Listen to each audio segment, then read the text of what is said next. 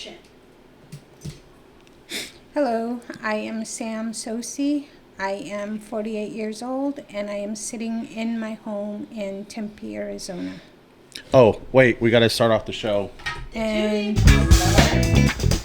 Welcome to the Tsosie Family Podcast. I'm your host, Aaron Tsosie. and I'm Sam Tsosie. And Moira. Oh, you have to press and hold it. That's cool. So yeah, this is the first time I am using all this stuff. I tested it before for like 30 minutes with Moira. We're just talking and chit-chatting, listening to the dogs breathe. So now you can listen to me breathe. Mm-hmm.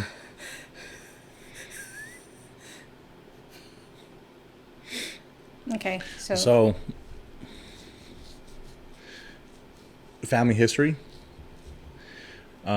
I guess one of the first questions I have is, who is the oldest living resident or oldest living family member that you know of? on my side of the family, Mm-hmm. okay. That's kind of complicated. And more of our direct family, I think, is the oldest. My Aunt Anita, I think she's the oldest sister in the family. And she must be like, I don't know, 85-ish. I don't know her very well. So I know she lives somewhere close by, but I just don't know her. You mean living? She's still alive. I meant, did I say living? Yeah. I said living? Oh, okay. I meant like the oldest relative who's dead. Because I know there's your mom, and then above her, her mom is Ida? My grandma Ida and my grandpa Bahi. I know them, but I do not know their parents, and I don't know any of their siblings at all. I know them by name if somebody was to mention them, but I don't know anybody. I probably knew them when I was younger as a child, but I don't know them now. The next question I have is, were they part of the Navajo Long Walk? My grandma Ida was not. My grandpa Bahi was not. But as a child, I heard stories that my grandma Ida's mother's mother was part of the Long Walk. And through, I believe through her, there were stories that came down through relatives when they came for like peyote meetings or ceremonies, where I was able to sit in and listen to some stories being told. But I was never really sure exactly who those stories were about.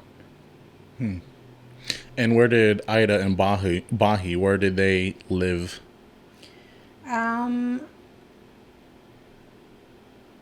As far as I know, I believe both of them still came around the Steamboat area. Mm-hmm. I know that my grandma Ida had a lot of brothers and sisters in and around the Steamboat Reservation area, but I don't know anything about my grandpa Bahi. Did he die before you were born or when you were a baby? No, my grandma died when I was about 12 years old. And my grandpa died more recently, I would say maybe 15 years ago. I remember that. Yeah. Going out to Steamboat for that. I remember that. He was in the hospital. We seen him the day before he passed away. And then, how many are they like Dave's mom and dad, where Grandma Grace had kids and then Grandpa had kids and then they got together and had kids, or did they only have kids together, Grandma Ida and Bahi? So Grandma Ida and Grandpa Bahi, as far as I know, all the kids that they had were between the two of them. If they had children outside of that, I don't know that for sure. I know that my Aunt Marie and my Uncle Henry were brought into the family later on. So they grew up with my mom under my Grandma Ida, but they were not born from Grandma Ida. I think they were brought in from a cousin. I think Grandma Ida's cousin's children. Aunt Marie and Uncle Henry's parents passed away somehow. I don't know how, but they were brought into the family. And I didn't know that until I was like in my older teenage years. I didn't know that they were integrated into the family, because there's no such thing as adoption back then. So they weren't like legally adopted. They just were brought in and taken in and raised with the rest of the kids. And then how many siblings does Grandma Sarah have? Oh my gosh. So I know there was a brother. I think they said his name was James. Then there was my Aunt Anita. And I think I'm going to name these chronologically, but I'm not sure. Anita, then Betty, then Bessie, then Marie, then Evelyn. My mom goes in there somewhere, so Sarah, then Lucy.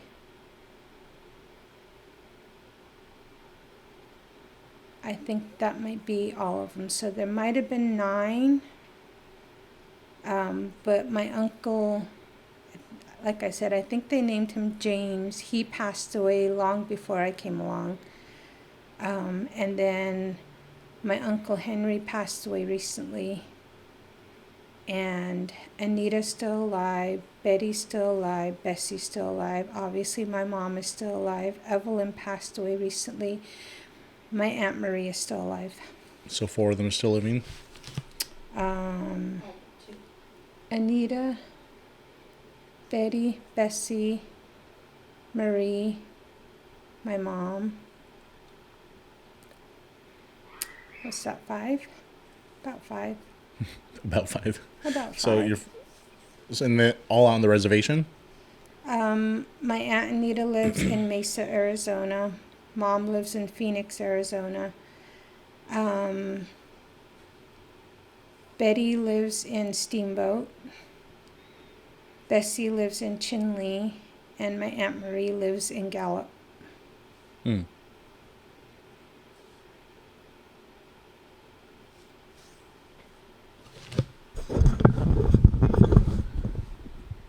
What is the craziest story you have? The stupidest thing you did? That I did? Or somebody in your family?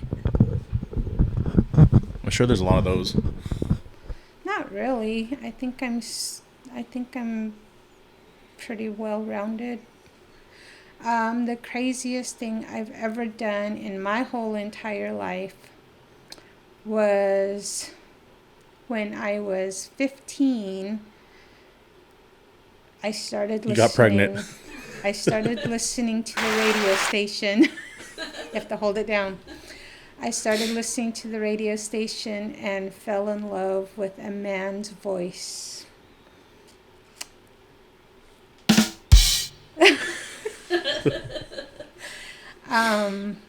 And he was on the radio station. He was Dave Slade. And every day we would get out of school, me and my 2 best friends, and we would run home and turn on the radio station, and I would hear his voice.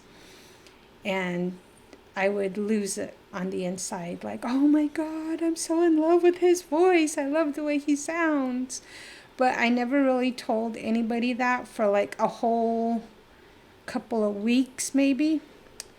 And then I finally blurted out to my 2 best friends that I really like this guy's voice. So they said, oh my gosh, we dare you to talk to him. I was like, what? That's crazy. They said, yeah, no. If you call the radio station, you can request songs and he'll give out like a shout out to you and play your song. I was like, oh my gosh. So they called him and I didn't know that they had called him. So they're like, Sam, what's your favorite song? I was like, what? They're like, what's your favorite song? Because it was like so totally out of the blue. We were talking about homework or something. And they're like, what's your favorite song? And I was like, Home Sweet Home by Motley Crue. And all of a sudden it comes up on the radio station. They're like, oh, this is for my friend Sam. I was like, oh my gosh, that voice. And then he calls my name. Ah, stupid teenage years. And you know how girls are. We start jumping and we're all gooing and oohing. And that was the first time I'd heard my name through his voice, Dave Slade. But that's not the craziest thing. So the story deepened, and after talking to him several times on the radio station, I'd say maybe 5 or 6 times, we had conversation on the phone. And one day we're at my friend's house again, and we ordered pizza, and they're like, oh, he says on the radio station that he hasn't had dinner yet and he was hungry. So we come up with this crazy scheme, like we're going to take pizza down to him. And it's like 11 o'clock at night, and it's a small town. It's in Gallup, New Mexico. And I run downhill with pizza burning in my hands. And I run down, because I'm literally running as fast as I could because I didn't want the pizza to be cold when I get to him. And I get to the radio station and I stop right outside the doors. And I am just like shivering because it's like cold. And I'm shivering because I'm scared. I'm finally going to see this guy with this, oh my gosh, this sexy voice. And have you ever seen him before? I'd never seen him. I didn't know like how old he was. I didn't know if he was native. He could have been African American for all I know. I just knew I loved the voice. And so I haven't even knocked at the door, right? I'm just like, should I do it? Should I do it? I don't know. And he sees me and he comes to the door and he's just like giggling at me. He's like, what are you doing here? And I said, I'm Sam. I told you I was going to bring pizza. And he was like, oh. He's like, well, do you want to come in? I was like, no, I just brought you pizza. Here you go. I turn around and I run off. And he was like, get back over here. He's like, come here. So I come back and I'm like keeping my distance from him. And he was like, so what's your name? And we start talking. He's like just laughing and giggling. And I'm just like a stupid 10-year-old kid right there, just in so much awe. Like, he's so good looking. To me, he was. And that voice just kept getting inside of me. And he was like, so what's your name? I said, I'm Sam. And he was like, so you like Motley Crue? And I was like, yeah. He was like, well, you know, they're coming to Albuquerque soon. Do you want to go to the concert? I was like, I don't even know you. I can't like go to Albuquerque. Like, I'm still in school. My mom's not going to let me go. And I come up with all these crazy excuses, but really I just want to shout out and say, yes, definitely, but I don't. So he's like, all right, well, you know, you can come in. I'm almost done working. So I said, okay. So I go inside the radio station and I sit down. I'm so scared because there's nobody else in the radio station. And he starts talking on the radio, and I'm just like, oh my God, like, this is actually him. This is really him. It's the voice that just kept getting to me. So that night was the first time I met him. And I would go like around 11:30 or so, because he would sign off the radio like at midnight. And I did everything I could to sneak out of my home. I would crawl out the window a lot. I would pretend like I'm going to do something outside, and then I would run off from the house and I would go to the radio station like 11:30 at night. And I would sit there every night and listen to him sign off on the radio. And then we would just walk around in the city all over the place. He would like get me Jello, or we would have ice cream somewhere, or we would have pie. And he drank coffee, but I didn't, because I was still 15. And we kind of came across like his friends, and he met and knew my friends a little more than I knew anybody he had in his family. But I never wanted him to meet my family. My family was dysfunctional, to say the least. But we hung out for probably a year, maybe. And I thought to him I was just a little kid, because I was only 15 and I was in high school, and he was a lot older. I mean, he was an adult and he was going to college, and I was the coolest person in high school because everybody knew that my boyfriend was in college and he was a grown adult, so I was kind of popular in school because of that. But for about a year, nothing happened. Like, we weren't intimate or anything. But I believe the first time that we did become intimate, I believe that was the first time that I got pregnant at 15. And quit looking She's around looking like at that. me like, how's Aaron going to respond? Stop. So yeah, that was with Dave. I got pregnant with Andrew at 15, and I was still 15 when I gave birth to Andrew, because he was born on the 6th, and my 16th birthday didn't fall until the 24th. Mm-hmm. And during the 9 months that we had spent together, he had moved into my home because my mom was taught that the boyfriend, the male person, is supposed to move in with the maternal family. And even though he didn't want that, he still decided he was going to move in with us. And so my boyfriend and I were living in one bedroom in my mom's home. And at first we didn't really know things about each other. We just kind of hung out and laughed, and he drank, and I was just a stupid teenage kid just giggling and laughing at things. But that time you learn things that he likes and things that he doesn't like, or his views on his life and what kind of future he wanted and everything. And I was still 15. I didn't think I had any plans for my life. I was excited to have a baby and have something that was going to be mine, like purely mine, that nobody could take away from me. And then one day is like you start feeling the baby moving in your stomach, and Dave turned to me and said, "Hey, you want to get married?" I was like, "What?" I was like, "No, we're just going to have a baby." And he's like, "Do you want to get married, though? I mean, I'm trying to make things right with you and the baby and your family and my family, too." He said, "I can't have a baby in this world and not be married to the mother of my child." I was like, oh my gosh, like I still need to finish college. I still need to finish high school. You still need to finish college.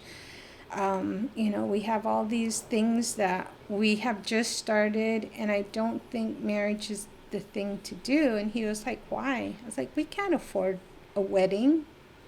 We have no money.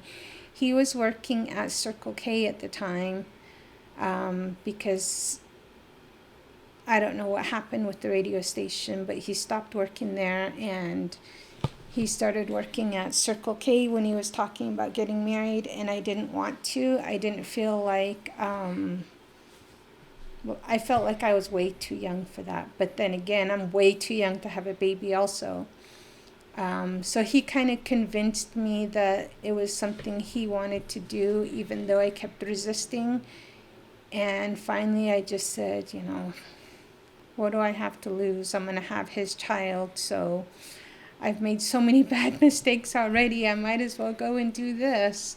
So we sat down one day and we're talking about it. And I was like, all right, so I don't want a wedding dress. I don't want like a wedding like most people do. I don't want like a lot of people coming. And he was like, just tell me what you do want, not the things that you don't want. I said, well, let's take your mom and my mom and let's go to Window Rock and use your mom and my mom as witnesses to sign a marriage license.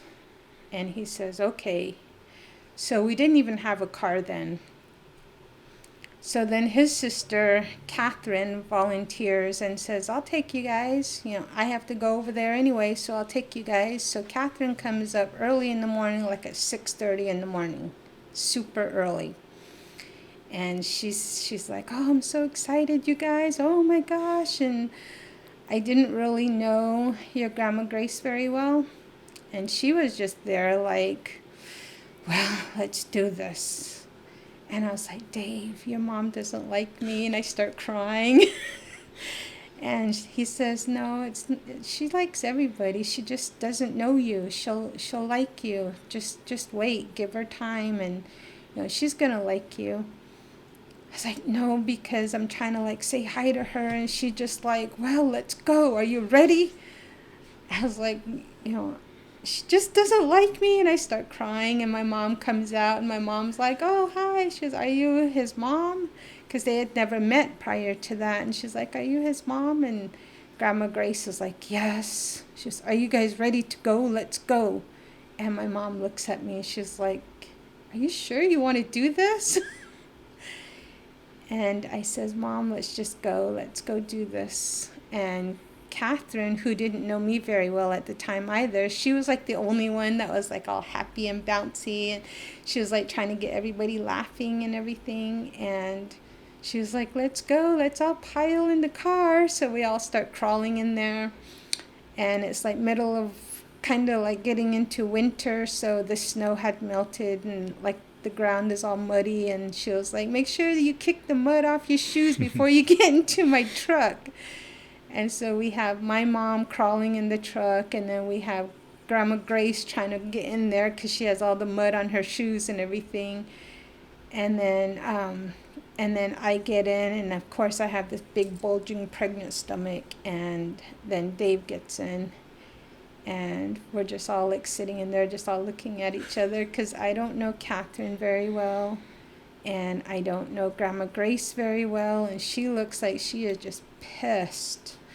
And my mom is just like, I don't know who to talk to or what do I do? So my mom just sits there all quiet and we ride off. We ride off from Gallup into Window Rock. And the only people talking are Catherine and Dave. And they're just talking about whatever. And we get to what we thought was the building where you do the marriage license stuff. So we all get out, we all go into the building. By this time it's like 7:30, getting close to 8 o'clock. We all go inside the building, and of course it's the wrong building. So the people working in there kind of come out and they're like, no, you have to go around that building, and then it's 3 buildings down or whatever. Park over there, then take the sidewalk and go around. And we're just like, okay, I don't know which building she's talking about. Let's just go. So very awkward moment. We all turn around and crawl back into the truck the same way we had done when we left the house. And it's still nobody's talking to each other. Grandma Grace is even more irritated than when we first left. What time of year was this? This in was the 90s. So I'd already had Andrew. Andrew was a baby, but he was at home. Your Aunt Bernice was taking care of Andrew. And so I'd already had Andrew, but my stomach is still like big, like I was still pregnant. So and I wasn't feeling very well from that, because they kept telling me like I have all this trapped air. Anyways, let's not talk about that. So anyways, we turn around, we all get back into the truck, those people in the building, the second building we went to, were like, no, you have to go down that way. They guided us back to the first building we went to. So we did that for like, I don't know, for like 2 hours trying to find the right building. And then we finally come across the correct building. We go inside, and this is like Fort Defiance, Arizona, tribal office. And of course, in any tribal office you go to are always angry Navajo women, no matter what building you go to. So we go in there, and I'm like just nervous. My heart's ready to stop, and like everybody's still mad at each other, and Catherine and Dave are the only ones talking and laughing, and I'm just like, oh my gosh, I just want this over with. So we go up to the window, and we're like, can we have a marriage license? And they said, well, I don't know. I was like, well, we're here for a marriage license. We want to get married. And they're like, kind of like, why? They don't directly say that, but they're like, okay, well, here's your papers. You're going to have to sign all this. And so they start asking us questions like, have we had a blood test? Nobody told us we had to have a blood test. I mean, we already have a baby. Why do we need a blood test? And she's like, you're going to have a blood test. It's like, okay. So we went to Window Rock for no reason at all. So then we left, and somebody had told us that we were in the wrong building still, even though they told us that's where we get our marriage license, and even though they showed us the forms for a marriage license. Somebody said you're in the wrong building. So we go to this other building, and it's like really awkward, right? So we go over there, and we're like, we would like to get married. They said, okay. How do you want to do this? I said, I don't want a wedding. I don't want like a gathering of any kind. I just want to sign the marriage license and be done with it. And Grandma Grace says, why? Why do you want to do it like this? This isn't right. I was like, this is what I want. And so Dave had to pull Grandma Grace aside and say, she's going to be my future wife, and if this is what she wants, this is what I want to do for her, because I want to do everything I can to make her happy in her life. So she wants to just sign the papers and be done with it. And so she's like, this isn't how we do it in our family. And my mom is like, why can't you guys have a wedding? I was like, no, I don't want anything. How do you tell your mom that you don't want your family and his family together because of all the BS my family's done? I've always been so ashamed of my family. So. Hold on 1 second.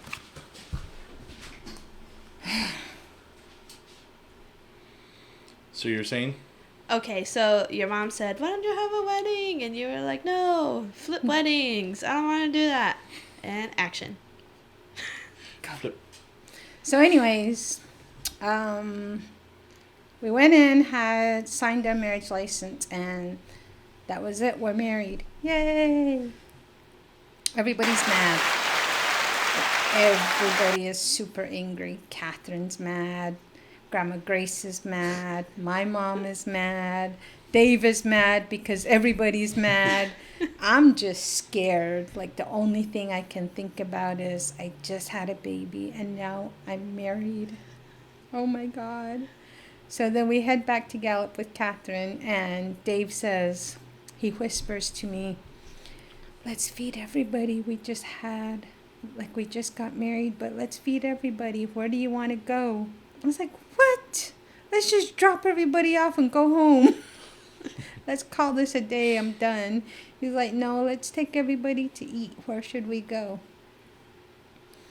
I didn't know what to say. There's like all these expensive restaurants and whatever. I didn't know what to say, so I look up. And I was like, oh my gosh, let's just go to KFC. So we went to KFC and we ordered a bunch of chicken, like 50-piece platter and like the huge like side servings and everything.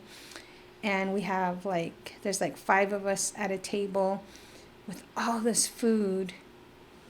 And it's like, this is crazy. So now, to this day, everybody has this joke that my husband bought me from my mom with a bucket of chicken. Your camera's showing. That's okay, because KFC sounds really good right now. I'm hungry again. Well, Can't have it. why can't she have it? Because we're trying to eat healthier, and we're working out, and we're trying to be on a diet. But I want some fried chicken. If you get the skinless chicken, that's still pretty healthy. Ooh. Okay, you're gonna have to rephrase that. Okay. So, Steamboat, before you talk about it, when you talk about it, can you also explain to a lot of people who may not understand what the res is like, kind of what you have and what you don't have, so it gives them a better picture. So I think a lot of people I run into don't think you have anything, or like I've said before, there's some people who thought Native Americans were extinct.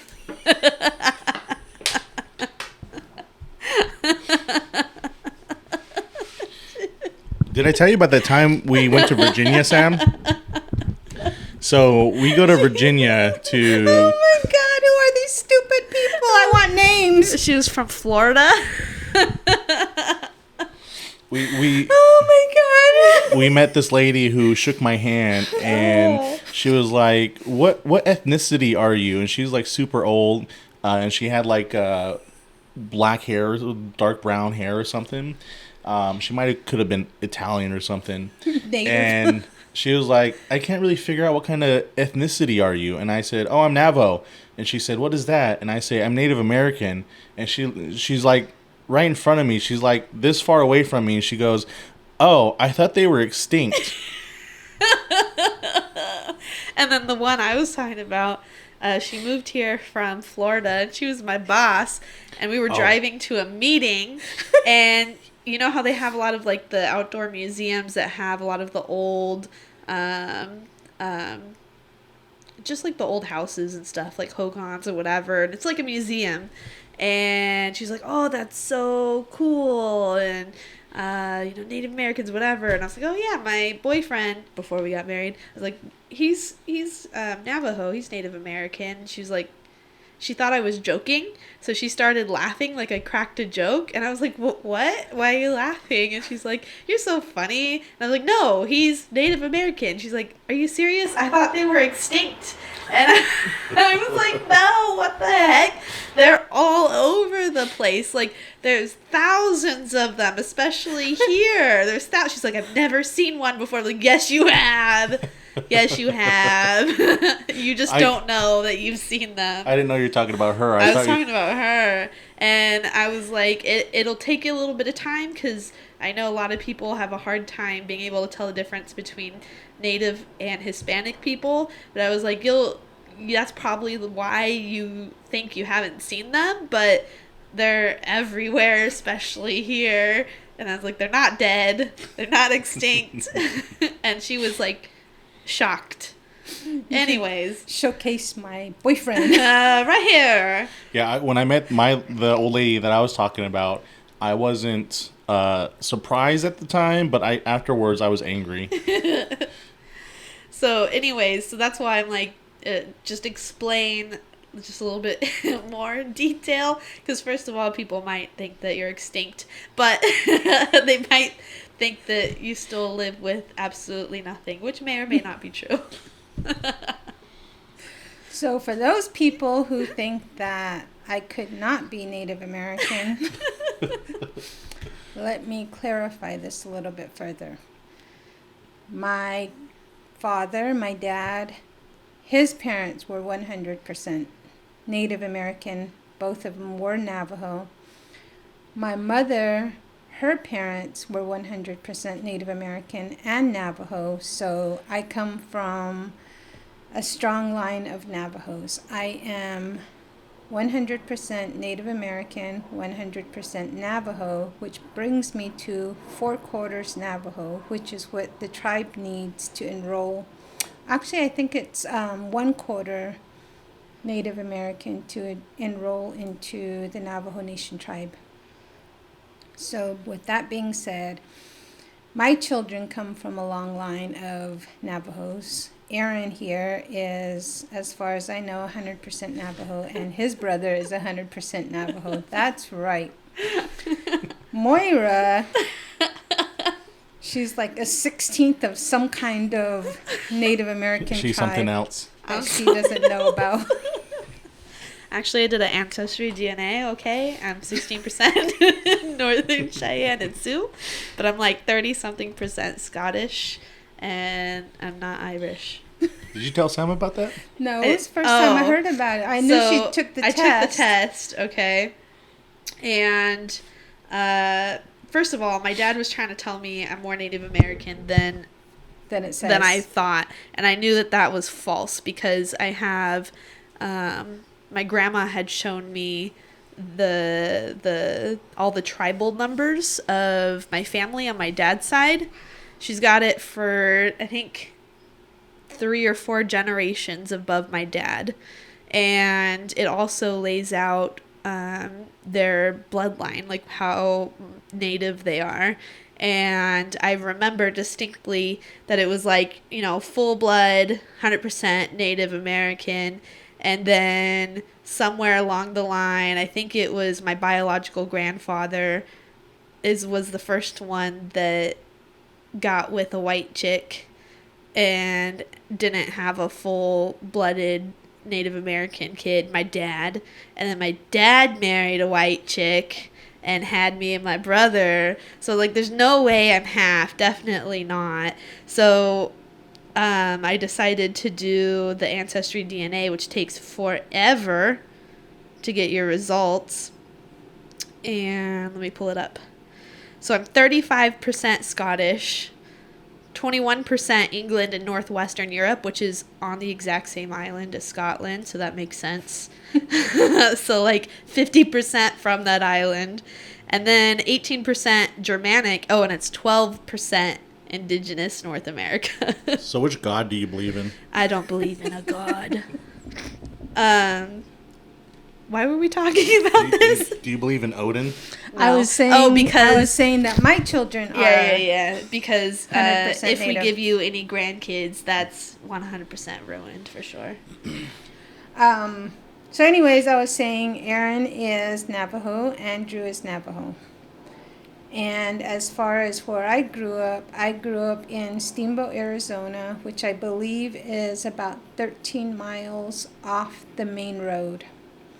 And by main road, I mean paved road. So it's 13 miles of unpaved, muddy roads, horrible during raining season. But where I live, I grew up in a small area with my grandma Ida and my grandpa Bahi. My grandma was an angel. She loved all her grandkids. I grew up every morning with her smell of breakfast in the air. And it wasn't always sausage, eggs, and biscuits. Sometimes it was oatmeal, or sometimes it was leftovers from somebody else's house that we don't even know what it is, but it still smells good because she would put her grandma touch to it. We grew up poor. We grew up with nothing. But somebody always had a vehicle, or somebody would show up that had a vehicle, and we would all take advantage of it. And somebody would have money and they would go to the store or someplace and do grocery shopping. But we couldn't bring a whole lot of fresh meat home. Like, you couldn't bring ground beef or steaks or pork chops. Everything had to come in cans because cans last longer. And usually all our fresh meat came from when we butchered a sheep. And back then, when I was growing up, we had a ton of sheep. And we had horses, we had cows, we had chickens like you wouldn't believe.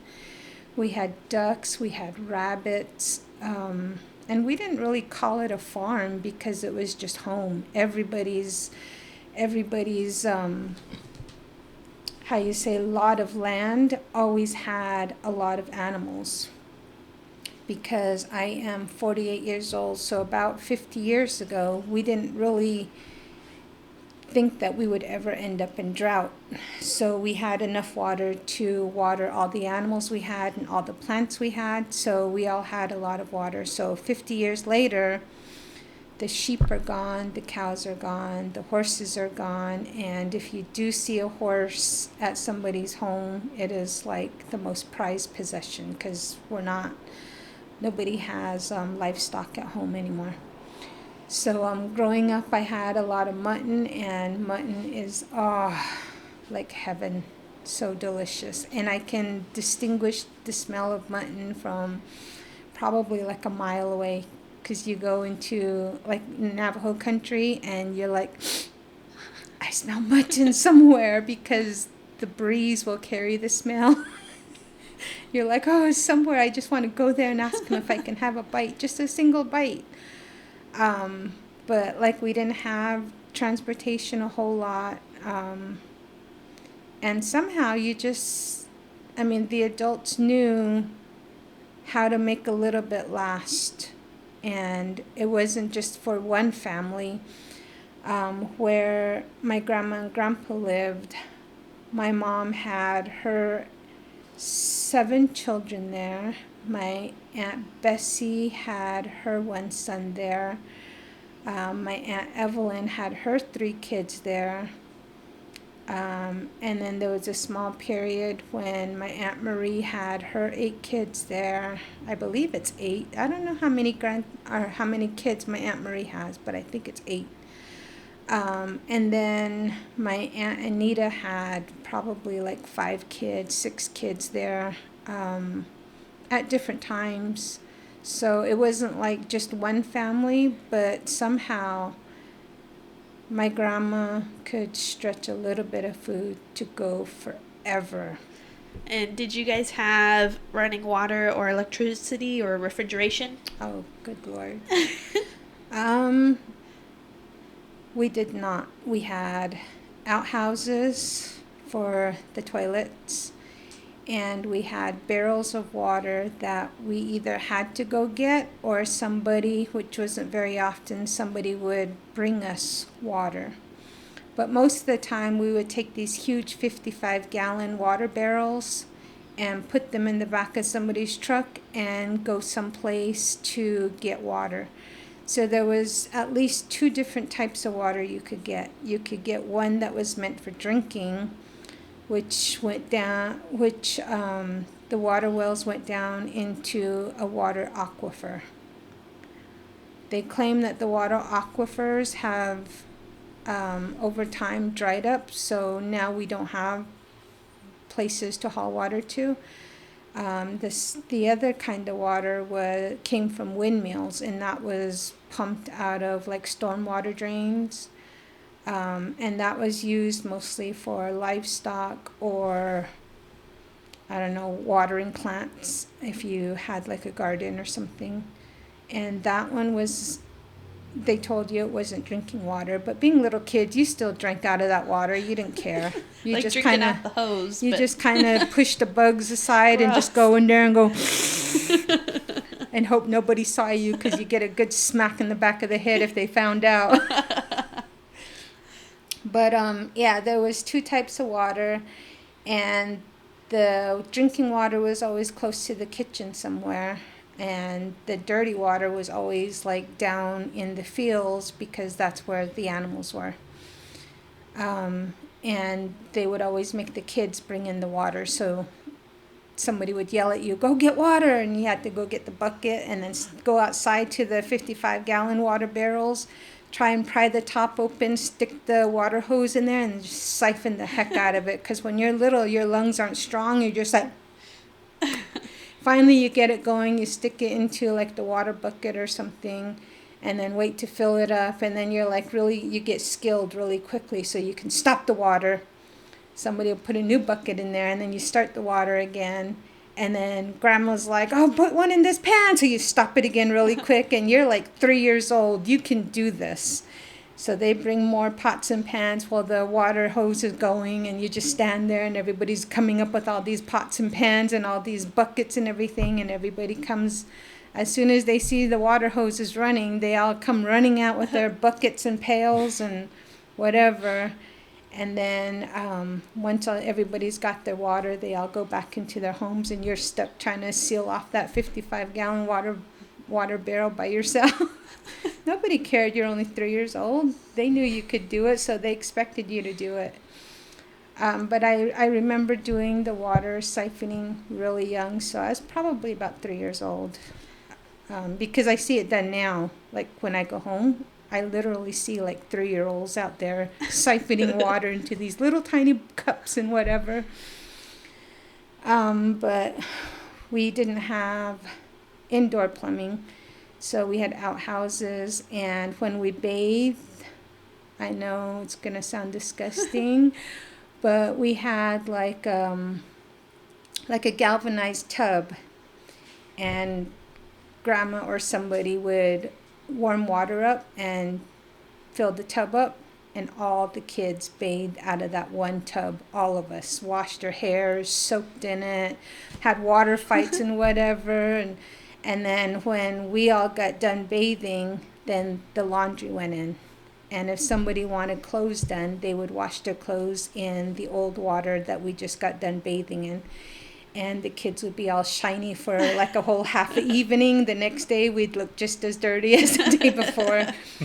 But that was how we grew up, and nobody even thought to like bathe the dogs. The dogs just went stinky, never bathed at all, never even thought about it.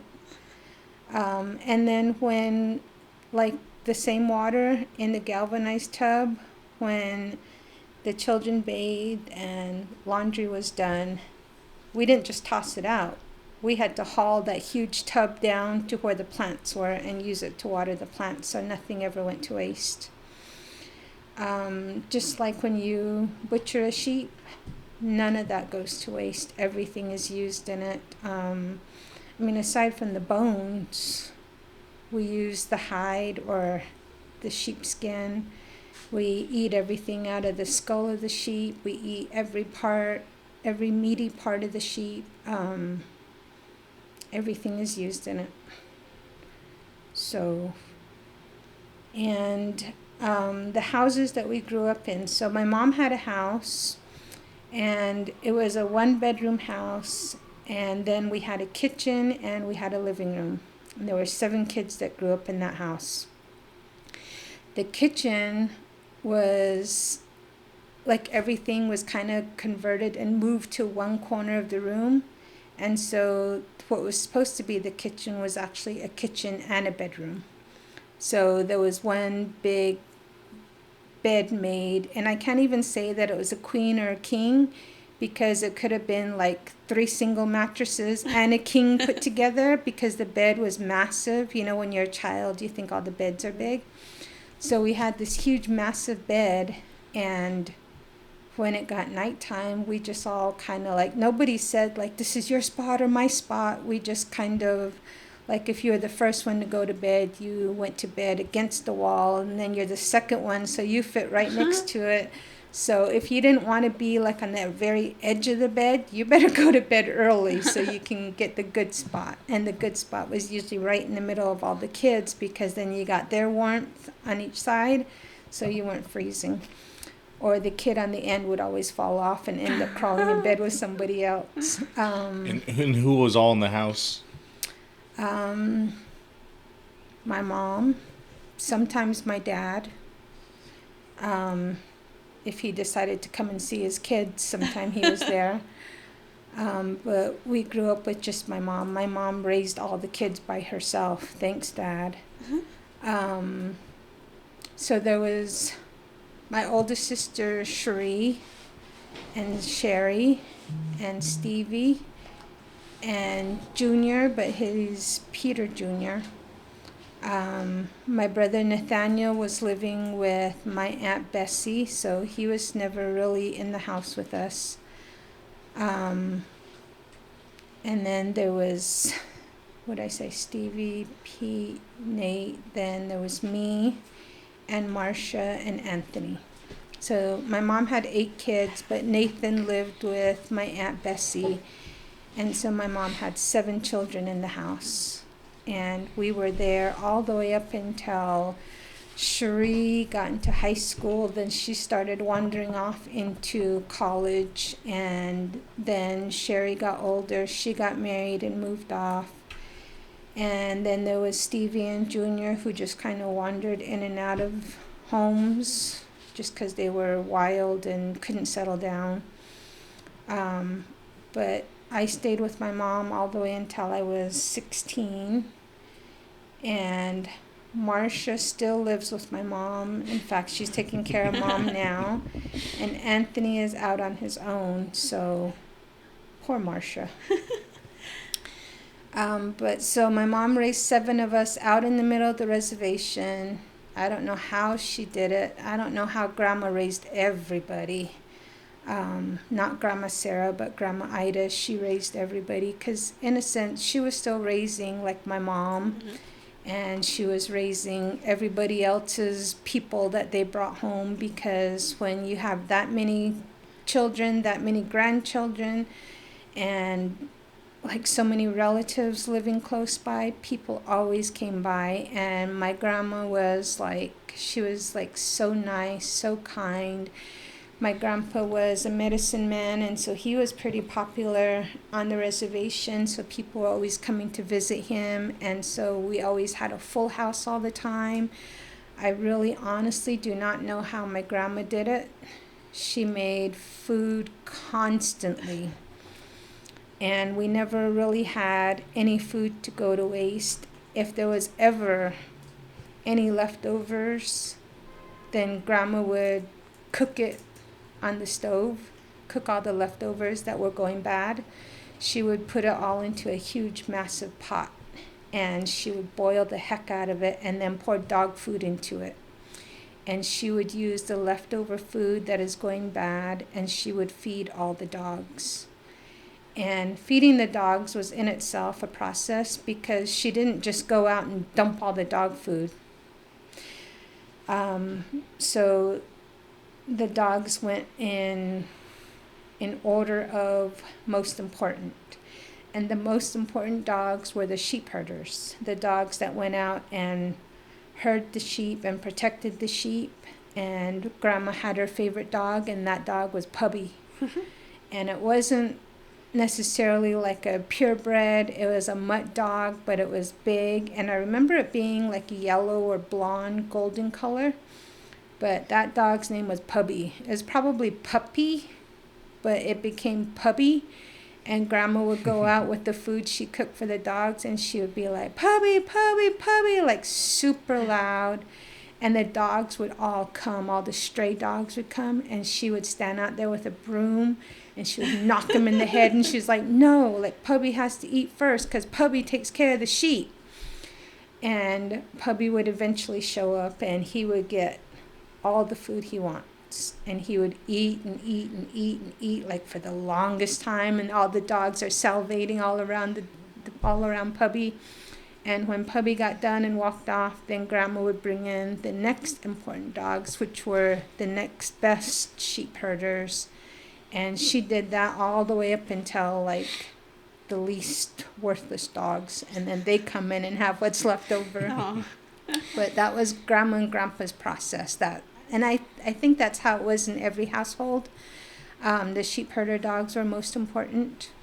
But Pubby was most important because his life was sheep. He even slept out with the sheep. And if a sheep during the herding was having a baby or anything, Pubby would stay with those sheep. And he would round up all the sheep that are having babies and bring him into like a small camp, and he would stay there if he had to overnight or even a couple of days to stay with those sheep, because most often we didn't know that a sheep was having babies until Pubby didn't come home. Then we would go out and look for the sheep that were about to have babies, and we would know Pubby was there with them somewhere, and so we would all go out and get ready and hike out and look for the sheep that were having babies, and somebody would come walking back with like lambs on their necks or a little tiny baby goat, and Pubby was always the hero, so that's why Pubby got fed first. And he always got the best bed. Grandma would do his laundry for him and wash his dog blankets, and he had his own big house, and I always remember that about Pubby. And I believe Pubby was still alive when Grandma passed away. I just don't remember what happened to him, because by that time I had moved away from the reservation. But yeah, Grandma and Grandpa's life has always left me in awe. Like, I always wondered, like, what happened if this happened, or what happened to this. But like, even now to this day, Grandma and Grandpa are gone for years and years now. Their house is still, it's locked down. The windows are like completely nailed shut. Nobody is allowed to enter that home, because we still cherish the home and cherish everything that was in it in remembrance of Grandma Ida. It's going to cause controversy, but my Aunt Bessie claims the house is hers. But everybody in the family besides Aunt Betty or Bessie says that house, Grandma and Grandpa's house, is my Aunt Marie's house. I'm right there with you, Aunt Marie. That house is Aunt Marie's house, because when that house was being made, the money used to fund that house came from my Aunt Marie. So that's why that house is Aunt Marie's house. And Bessie can say it's hers all she wants. I'm leaving it at that. I'm here for the drama. I Fuck Bessie. am here. Hash it out in the comments. I am here to say that is Grandma Ida and Grandpa Bahi's house. So I've been to Steamboat one time. Unfortunately, it was for a funeral. I don't remember who it was. But can you talk about the size of the town? Because I grew up in a small town, but compared to your town, I lived in a big-ass city. Well, Steamboat's only a couple buildings. What, I'm going to let her talk about it. Because in my town, there's like, I don't know, call it at the time like 20,000 people, and that's pretty dang small. But can you talk about how big your town is? You can Google it. I haven't Googled it in a couple of years, but when I did, it said there were something upwards of like 300 residents and one non-native. That's somebody's wife over there. Not me. And what does town look like? There's one stop sign. If you go past that stop sign, you're going outside of Steamboat. Actually, Steamboat is pretty large, but the residents are very far apart, and we go into canyons. The center of Steamboat is off the main road, and I believe it is Highway 264. The center of Steamboat has a convenience store, and it has a chapter house and a laundromat, and I think you can pump gas there. And then there are like other trailers and stuff there. There's like an old rodeo grounds across the street.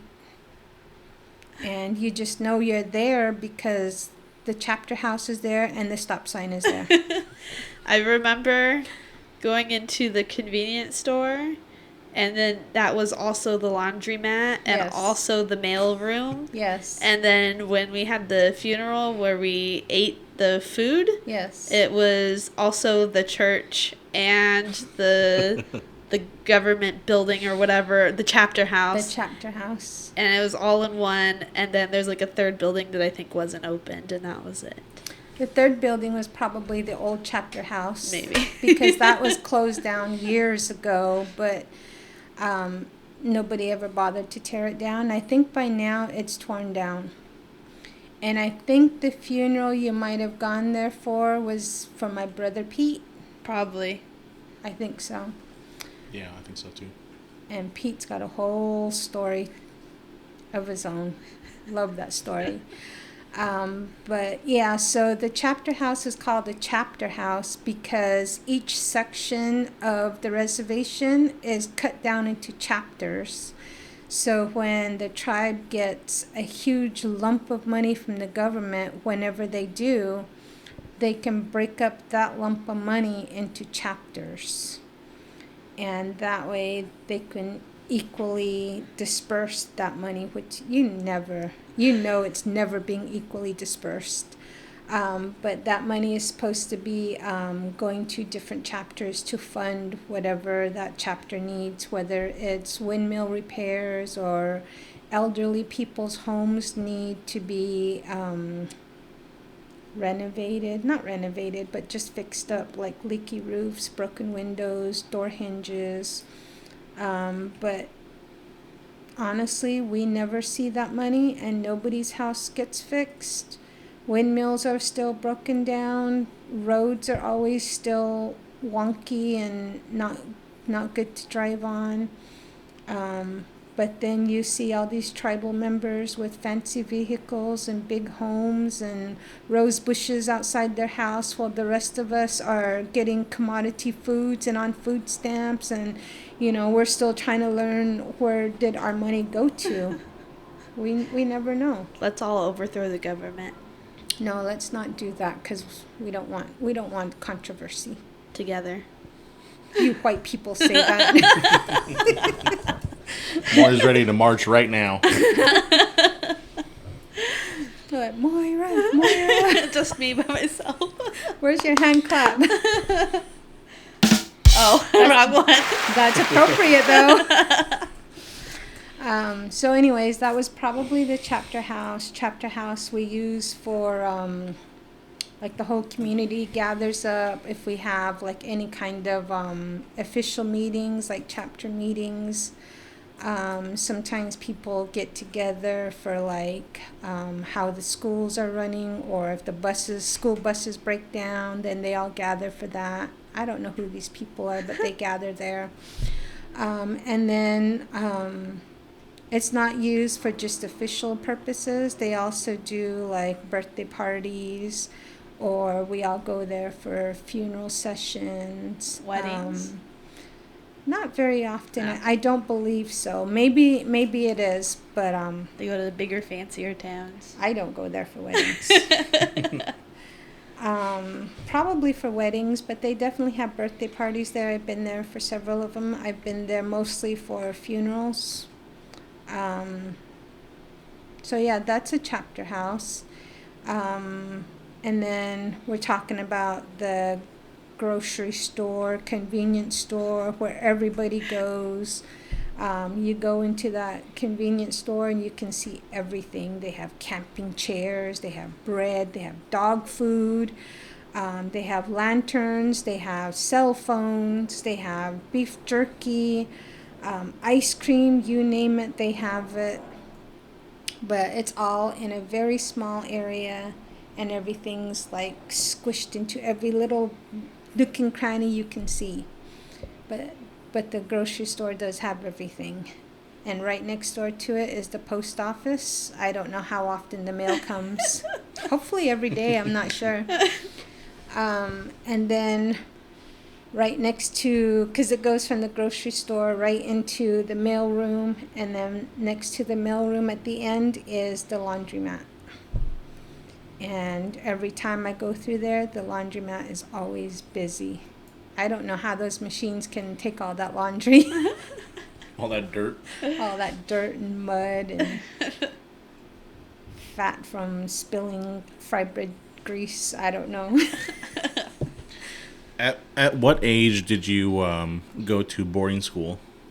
Oh, the boarding school. So I grew up in Steamboat from the time I was born all the way up until I was, I want to say until I was like 5, maybe younger than 5.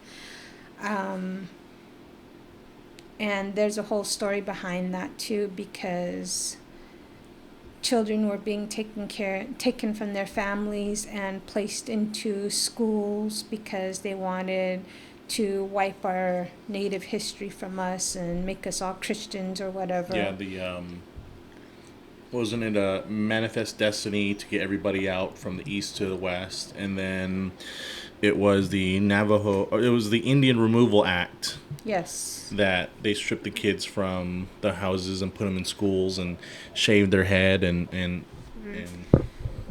Yeah, so I have, like, it started in 1869, and this says up to the 1960s, but we know that's not true. We know that they had boarding schools up until late into the 1980s. Right. But, yeah, for most people who don't know, this was to assimilate Native Americans into white culture, so not allowing them to speak their native languages. Hair was very important, but then they had to shave their heads. Thousands of children actually died in these places, and I think one of the things that most people don't know is how recent a lot of this stuff is, because you're not that old. You're 48, and you went to one, and so a lot of people think that this is like a long time ago, and it isn't. No, it's not a long time ago. I am 48 now, and I think I went to a boarding school. I started going when I was 5, but I was kind of eased into it, and I was one of the lucky ones because my Aunt Betty was a kindergarten preschool teacher then. And they let me, I don't know who, first of all, I don't know who allowed me to go to school with my Aunt Betty.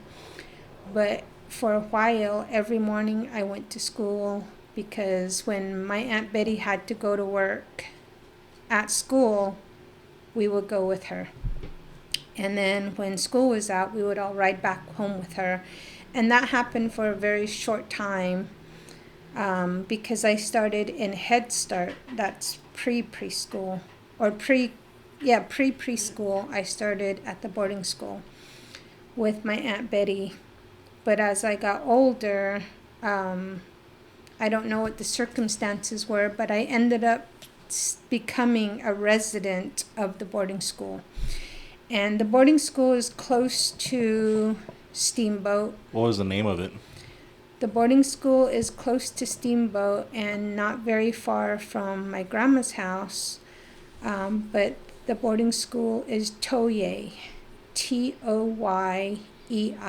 Yeah, and there's a listing of the boarding schools at the Phoenix Herd Museum. Yes, it's on the list. But Toyei was the closest boarding school, and I had to go to school there. It was either go to school at a boarding school, or they would find me a school to go to. So my grandma, being as powerful as she is, stood up for her grandchildren and said, my grandchildren will not be taken away. So a lot of us started at the boarding school. But I was not allowed to visit with my own brothers and sisters or my cousins. I wasn't allowed to see my aunties. And even though in native ways we were all related, we were all brothers and sisters, we weren't allowed to see our immediate family members. And because it was a very small town, everybody in the boarding school kind of knew each other, because we all at one point played together at somebody else's house. So we all knew each other, and the older children would, the best they could, look out for the little kids. But little kids were very easy target for the, to say kindly, the women that worked there. And little children became prey. Is that the word? Targeted? Targeted. In what way? What for? I was one of the lucky ones. I was not at all sexually molested while I was in boarding school, but I know a number of girls were constantly for years, not just a couple of times, but it was their life. And when I was as young as I was, there was nothing I could do about it. No matter if I told my grandma or if I told the dorm ladies that were there, nobody felt like nobody could do anything about it. So that was these young girls' lives. That was their life. I don't know how they dealt with it. I don't know who to this day who these girls were, because I would love to find out how they are now. But I didn't have that kind of life. I was mostly, at a young age, used for hard labor, chopping wood, getting on my hands and knees and scrubbing the tile floors, or doing hundreds of loads of laundry every week, or going outside and pulling weeds, or I don't even know, like I worked in the cafeteria cooking and serving for the other students. Just a massive amount of work for a young girl. And I didn't know that these were things that adults did. It was just jobs that were assigned to me. And sometimes when you scrub the floors, it wasn't just, 30, 40 minutes. We're talking about 6 hours of unnecessary scrubbing that went till, late in the evening to like 3, 4 o'clock in the morning. You were expected to be on your hands and knees scrubbing those floors with such tiny hands, and you had to scrub it and clean it and make sure it shined till you could see your reflection through it. The dorm ladies, they gave no mercy. They would come out and they would kick the water bucket, and so you couldn't just like wipe up the water. You had to scrub the water and put it back into the bucket. And a lot of times when dinner came, just for whatever reason, entertainment or not, you just didn't get food, and they would just yank you by the hair and pull you out of line and tell you go to bed. But really, you're not going to bed. You're going to go scrub the windows or do laundry or something. They never said just go to bed and you went to bed. They always had something you had, a chore you had to do. And I remember for the longest time, I didn't want anybody to know what kind of life I was living. And like the adults probably knew, but we just never really talked about it. And sometimes like the rival older kids in the next dorm next to us didn't like our dorm girls for whatever reason. We would step out and they just beat the crap out of you. And it was always the little kids, and we'd get the crap beaten out of us, and then we would just pick up as much as we could and continue on to classes, because you can't miss school. Just for whatever random reason, maybe you had a yellow shirt and they didn't like yellow that day and they just beat the crap out of you. But we didn't talk about that. When we did go home to our families, we never talked about it, because we were more busy focusing on the good things that happened, like the schoolwork we had and the things that we learned, or somebody else had like a birthday party or something. Those were the good things that we focused on. So Grandma never knew, as far as I know, she didn't know for a long time how bad life was at the boarding school. How often did you get to go home? I would say maybe once every 2 months, and that was only for the weekend because then I had to be back at school the following Monday. And I remember when I went home, it was crazy because even though it had only been a couple of weeks, like your cousins grew up so fast, so quickly, or, somebody had a new doll that you had to go see, or, so many of these little tiny things as a young child you think are so important and so big. Those were the changes that we missed out on while we were at boarding school, or somebody else went to boarding school and that person is missing in the family. And you're just like, oh, I know what they're going through, but you don't say anything. Then one day, after years and years of torment in the boarding school, my cousin and I got into a fight with another girl. And this girl was the daughter to the local sheriff. And the reason why we beat her up is because she cut a part of my hair, because my hair was braided. She cut just the smallest piece of hair. It probably didn't matter at the time, but I got so angry. And she looked at me and said, "Do you want to do it?" Because we fantasized about it forever. And You mean cutting your hair? No, beating her up. Beating the girl up that cut my hair. Because we sat around together, not like just the girls that were close in my age range, probably the girls that were in my class or something when we went to school. But I remember talking with the girls and I'd just be like, oh, I really want to just beat her up. And they'd be like, well, what are you going to do? And I'd say, I'd take her face and just grind it into the ground and she's going to eat all that dirt. Or I would take a rock and just hit her in the head really hard. And, as a child, you think you're being like super violent when really you're not. You're like, oh, I'm going to tear her shirt, Mm-hmm. And one day she cut my hair and we talked about it. And so we see her one day walking by herself behind a building. There are no adults around. And my cousin looks at me and she says, "Do you want to do it?" I was like, "Let's do it." So I ran up behind her and I grabbed her by the back of the head and I threw her back and she fell. And we started kicking and hitting her as hard as we could, me and my cousin.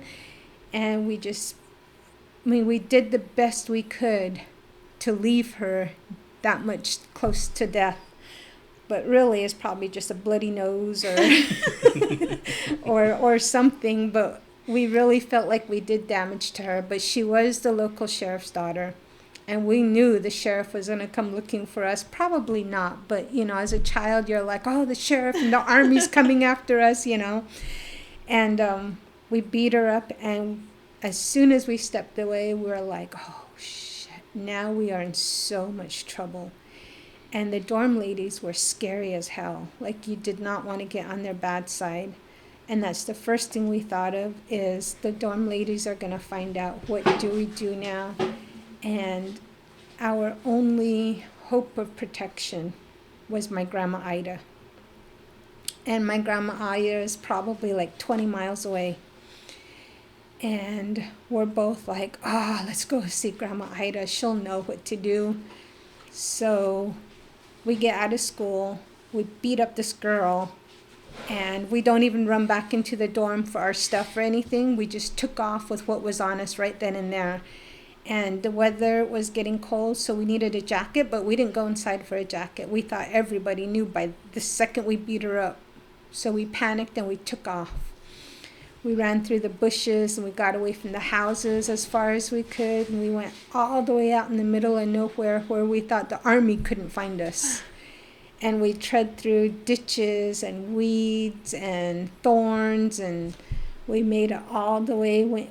There was a point where we had to cross Highway 264, which was the paved road, and we thought there's a lot of traffic, and so we hunched down in the bushes and we waited for the traffic to clear, and we ran across. And then we stayed in the bushes because people could see you from the main road, see two little girls running.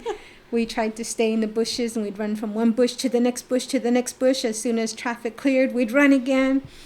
And we kind of got lost a couple of times because we'd never been in that part of Steamboat. So we'd kind of go a little too far one way, and we'd be like, oh, that's so-and-so's house. We went the wrong way. So then we'd zigzag back the other way, and oh, that's somebody else's house. That's too far. So we kind of zigzagged through, which made our running away even longer. And it took us all night. And early into the next morning, we finally get to Grandma's house. And we're walking up the main road, and the dogs are barking at us, and like everybody comes out, who is that? And we start crying like, oh my God, we're in so much trouble. Where's Grandma? And everybody is like, what are you doing here? You're supposed to be at school. So we come up at Grandma, and we start bawling, and we're like, Grandma, oh my God, the police are after us, and the army's going to get us. And she's like, just sit down and tell me what happened. So we told her about how the sheriff's daughter had been taunting us, because she would always be like, oh, I got a new baby doll, or oh, this shirt came all the way from, Albuquerque or something like that. And she would always have like cookies and donuts and stuff and things that we didn't have. And we hated her. So we told Grandma she cut my hair, and that was it. We couldn't do it no more, and we beat her up. And she was like, what do you mean? What did you do? And we're like, I pulled her from the back of the head and pushed her down, and we beat and kicked her and hit her with our hands. And she was like, oh my gosh. I remember hearing that too. She's like, oh my gosh. And she was like, yeah, Chidi. And we just sat there, me and my cousin, and we're just like, oh, wait for Grandma to beat us up or something. I know she's going to like start slapping us or something. And Grandma's like, why did you do this? So we start telling her everything.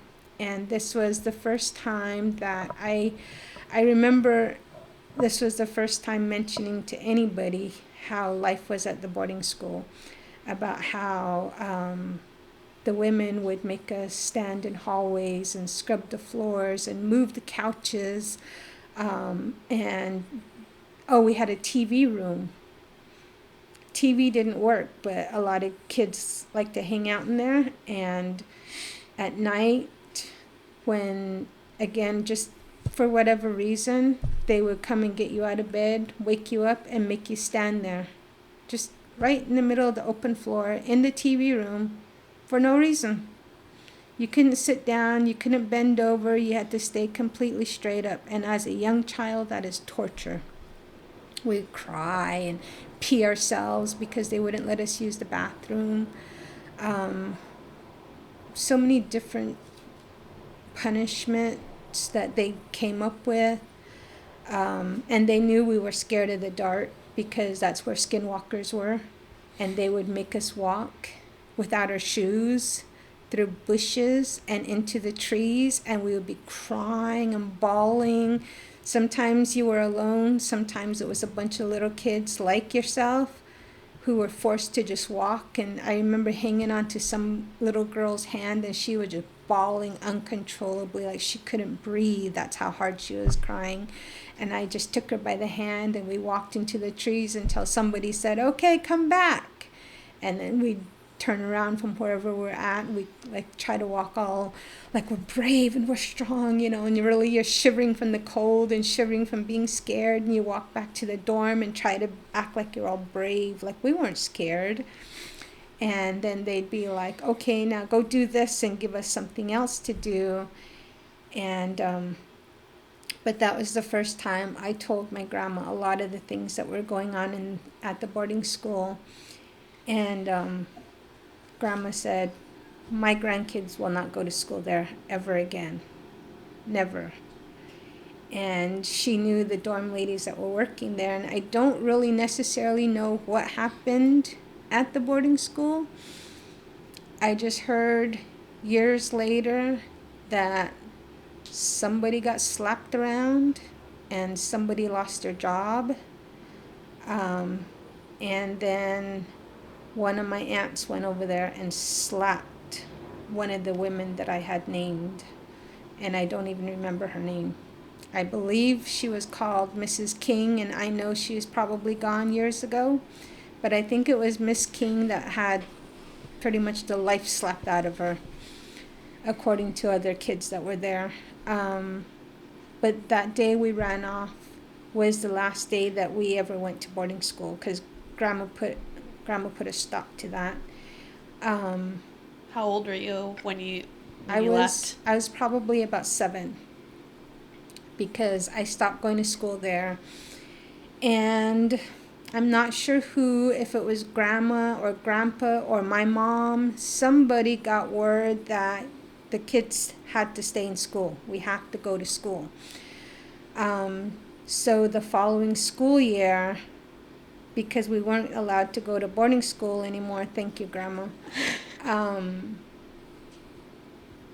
the Mormon church had come in, stepped in and said, you know, we have all these really nice families in Utah, and they're all aching for a child, whether it's a boy or a girl, and they really want to foster your grandkids, and they can go to school, and they can have everything that you've dreamed of. They will give your child a new life.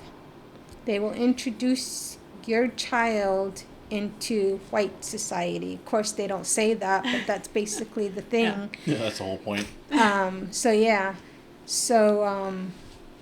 I remember I was 8 years old, and the Mormon church said, you know, the whole religious thing. Do you take Jesus Christ? Do you believe in him? Is he your Lord and Savior? And, you know, all this bullshit. And you don't know what that means as an 8-year-old. You're just like, yeah, I do. Yes. And, you know, are you willing to get baptized? Sure, I can go for a swim. Yeah, let's do it. Sounds so much like, you know, just so fun. Let's do it. So probably in the same week I was baptized into the Mormon church. And by the beginning of my 3rd grade school year, I was only in 3rd grade, I was shipped away from my family, my whole entire family, and I was shipped to American Fork, Utah, to live with another white Mormon family. I had no contact with my brothers and sisters. Of course, my mom and grandma didn't have, you know, phones in their home so I could call them and let them know. I just went off, and I thought, because I beat up this girl, that her dad, you know, made this whole thing up. I felt like he was the one who set it up, said I had to go to Utah. This was my punishment. You're never going to see your family again. You're going to go off and you're never coming home. I get to Utah, I meet my family, and I'm just scared shitless. Like, I thought I was basically in Alcatraz. I was going to be, you know, chained down with lock and chain on something, and I was never going to eat food, and I was never going to, you know, all these things that you hear from other people. I thought this was it. This was torture for the rest of my life. But my Mormon family, my foster family, was actually pretty nice to me. I had 2 foster sisters, Kimberly and Alicia. My mom was Clea, my dad was Paul, and I remember my foster dad was the sweetest person. He was always so nice to me, always so good to me. And my foster mom was more of the disciplinarian. If she found out you did anything, I remember her being the one that came up with the discipline, but I was thankful that any kind of punishment I got was nothing close to what I endured at the boarding school. It might be things like vacuum the floors, which was extremely hard for me because I'd never worked a vacuum before. So you have to like learn how to plug it in and how to take the cord down, how to turn on the vacuum. Oh, that was the hardest thing. Like you're just pushing all kinds of colorful things. Or you had to like cut vegetables, and I didn't know how to cut vegetables because back home you don't have to slice the carrots just so, and you don't have to like do all these things with the potatoes and stuff. And I learned how to do all that while I was there the 1 year with them. I learned that there's a better way to cook, that there are proper things and improper things to do with food. You can't shove a carrot up your nose and then feed it to your little sister. I learned cutting grass or mowing the grass. I learned mushroom is a good thing, even though I didn't like it. I learned about going to school and being nice, and even though you're taught at a young age to say please and thank you, living in white society, you learn a different aspect to it. It's not to be like back home, you're being sarcastic. You're just like, oh, thank you, you know. And because that's how adults were to other adults, as a child, that's what you learn. But living in white society, it's a way to be respectful and to just grow up proper. And you're like, thank you very much, the food was good. Or, oh, you're welcome, I was happy to do that, kind of thing. So learning new things at a young age. I was 8 years old when I went there, and I don't believe that without my foster family, I don't believe I would be the person I am today, because I had missed out on so much of my life living with in poverty. Like, I didn't know that there was a better way, a better life. I didn't know that you could have brand new clothes and go to school at a regular time. I didn't know that you could sit down and have breakfast with the whole family. I didn't know that your dad lived in the home with you and he went to work and he brought money home and he paid the bills. I didn't know that. I always assumed that because all the kids in my family, all my brothers and sisters and all my cousins, none of them had a father figure in the home. My dad was an alcoholic and he was super abusive to my mom. He was neglectful to his children, all of us. And if it wasn't for my foster family, I would never have known that life could be so much better. I mean, I made a lot of mistakes there. I've learned since that I stole money from people. I learned that I wasn't especially nice to some kids in my school. But I did make mistakes, but the things that I learned have changed my life. And I lived with my foster family for 1 year. And I never had contact with my mom or my grandma. Like I said, I never thought I was going to see them again. So when school was out, I found out I was going to go home. And my first thought was, yeah, but who's home? Because I didn't think I was going to see my family again. And they said, you're going to go home. And I was just like, okay, well, just something else I have to adjust to, I guess. So they packed me up. And I remember they said, what do you want to take with you? And I said, I want a bag of M&Ms. And they were like, what, of all things? I said, I want a bag of M&Ms. And they said, why? you could have all these things. I said, I want to share my M&Ms with my other brothers and sisters so I can start out in a good way with them. And they just said, okay, because they didn't know at the time what I was thinking. And so they said, okay, so they sent me home with M&Ms.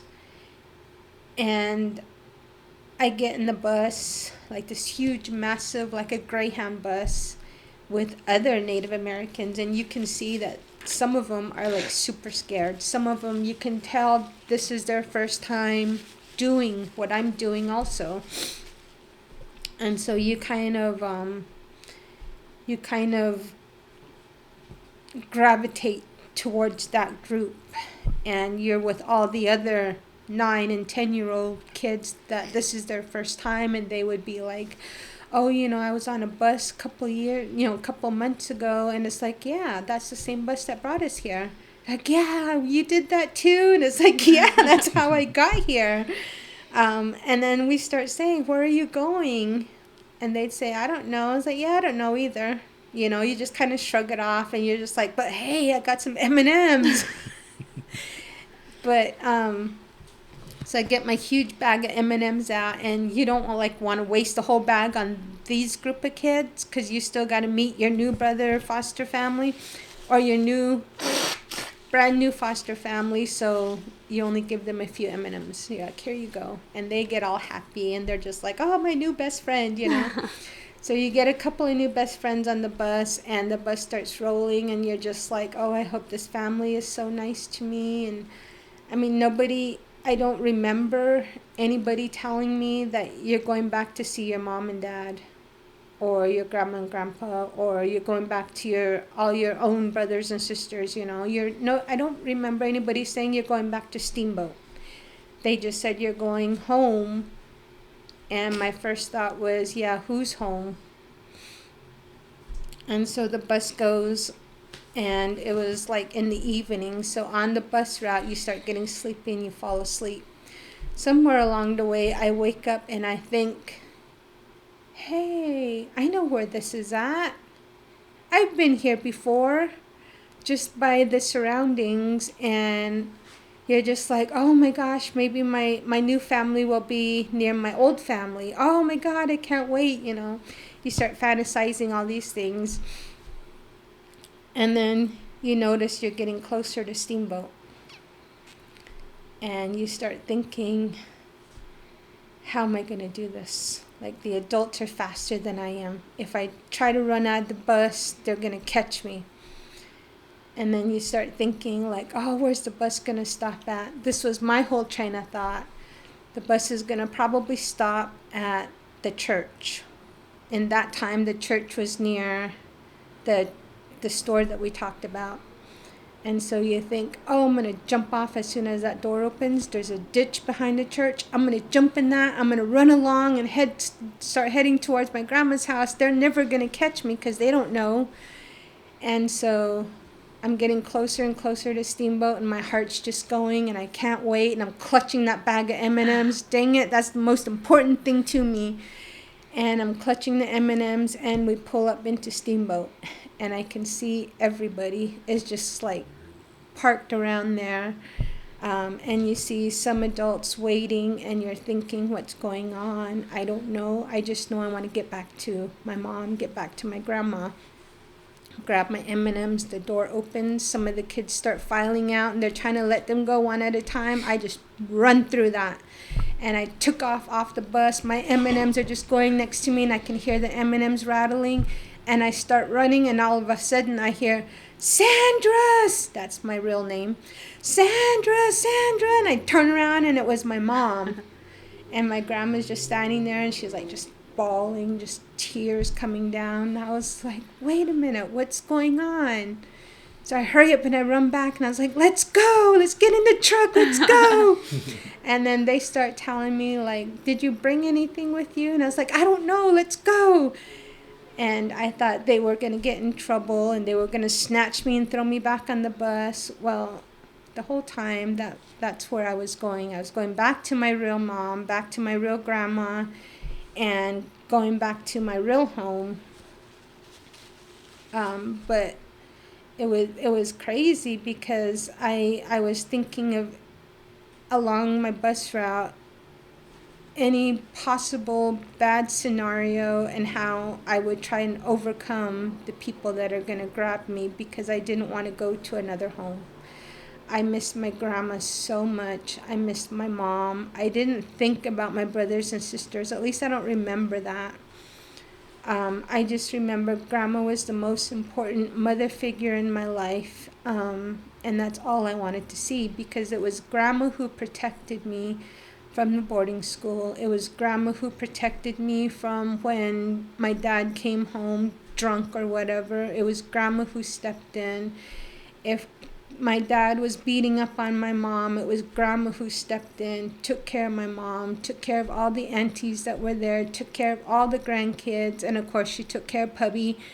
So it was grandma that was the most important thing to me, and I could not wait to see my grandma. When I give her that first hug, it was like the best piece of candy you could have.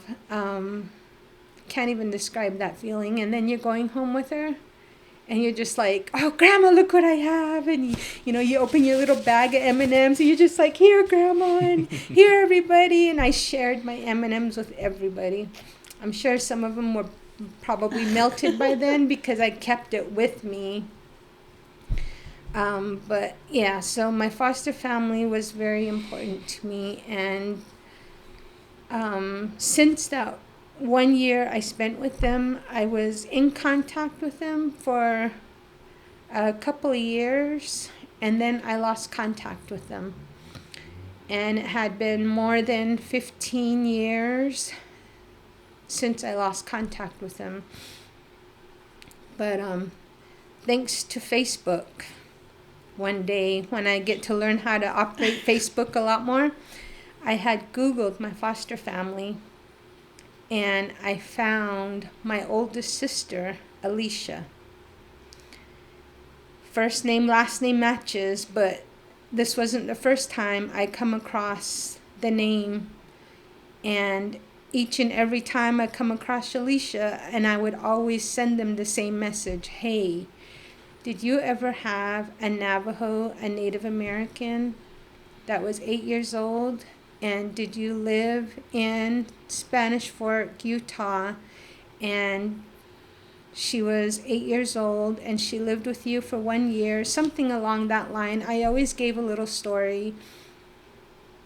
And I always said, I am looking for my family. Are you her? And each time your heart's just racing, and I would push that send button, and there it goes again for the umpteenth time. And a couple of times I would get a message back that said, sorry, I'm not her, but I wish you the best of luck. And I'd be like, whatever, oh my gosh. They probably don't even want to know me. They probably have moved on. This was like their worst experience with a Native American girl. They're ashamed of it. But I didn't give up. I kept sending the message. And it wasn't just Alicia. It was also Kimberly. I never found another Clea, which was my mother's name. But I'd come across Paul, and I would always message the same line. And do you know me? And one day, Alicia responds, and she says, yes, that's us. And I couldn't go off the screen. Like the Facebook just staring page at the word? just sat there for the longest time. And it's like amazing. I was just like, I couldn't believe it. Like, I kept waiting for her to say, oh, just kidding, it's not us. Because the internet's that bad. Some people can be so cruel. And this is like 2 years ago? No, this is probably like 4 years ago, maybe. So I hear from Alicia, but I am so scared because this could go wrong in so many ways. What if she says, yes, that's us, but we don't want anything to do with you? You tormented us back then, or whatever. Or, We just don't want contact with you for whatever reason. And I was scared of that kind of response. So like I said, I never went off that page. I kept reading that over and over and over and over. And finally I says, oh my gosh, I'm so glad I found you. And so we talked a little bit, and she says, Mom is actually coming down here to see us soon.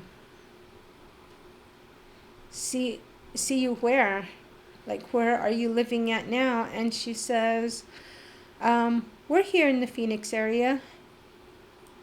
I was like, no shit. Now, they're Mormon. You can't say shit to them. But on my end, I'm like, holy fuck. I can't believe it. I've hit the mother lode. This is it. This is them. And I tell her, I want to meet her.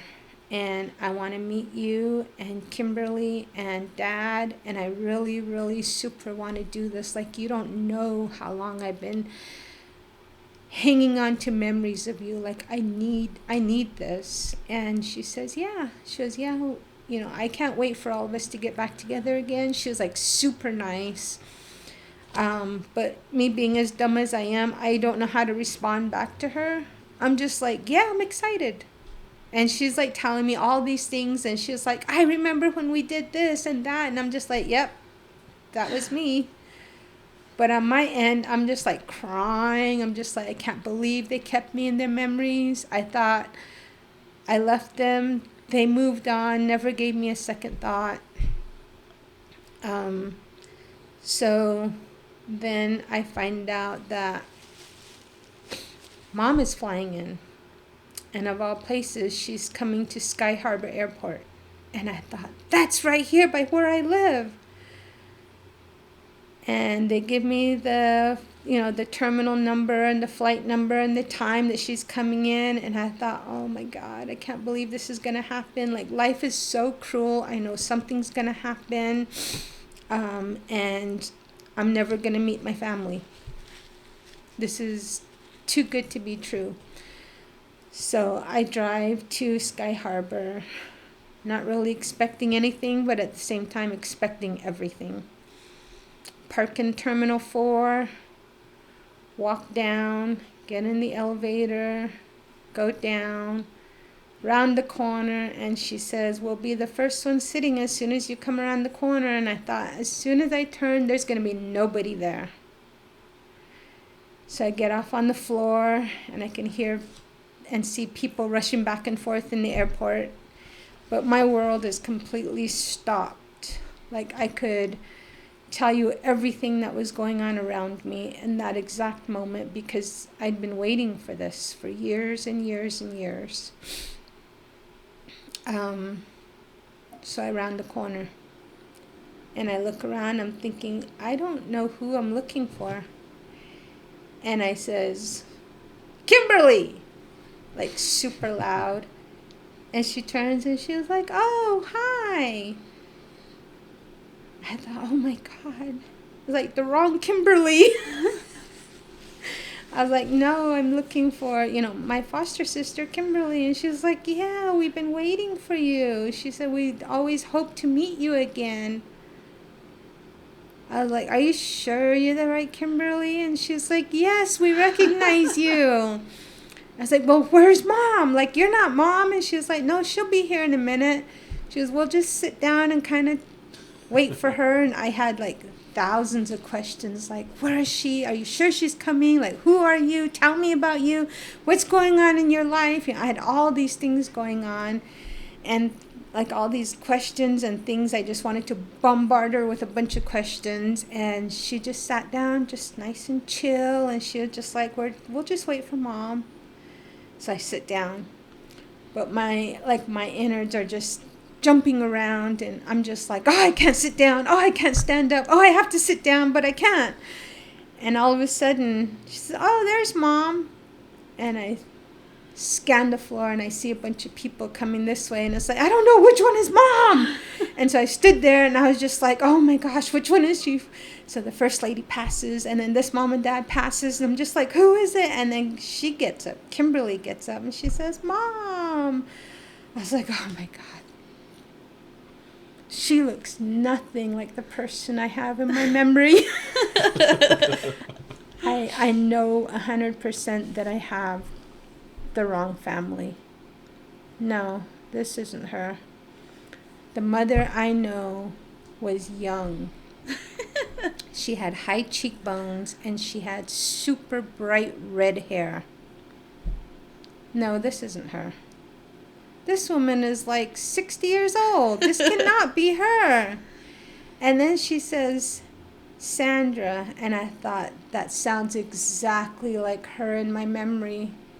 And then she comes over and like I had like all these things I wanted to confront to her because I was angry over a couple of things that went on while I was there with her for the 1 year. And these are the things that I hung on to from a young child since that 1 year I was with them. Like the first thing, the second I meet her, I'm going to say, why? Why did you do this? Why did you do that? But I meet her and she hugs me and the first thing she says in my ear is, I am so sorry.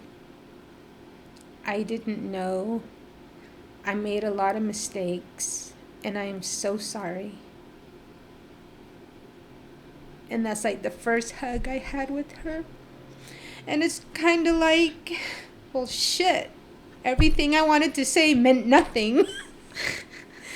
Because before I could confront with her everything, she had already apologized.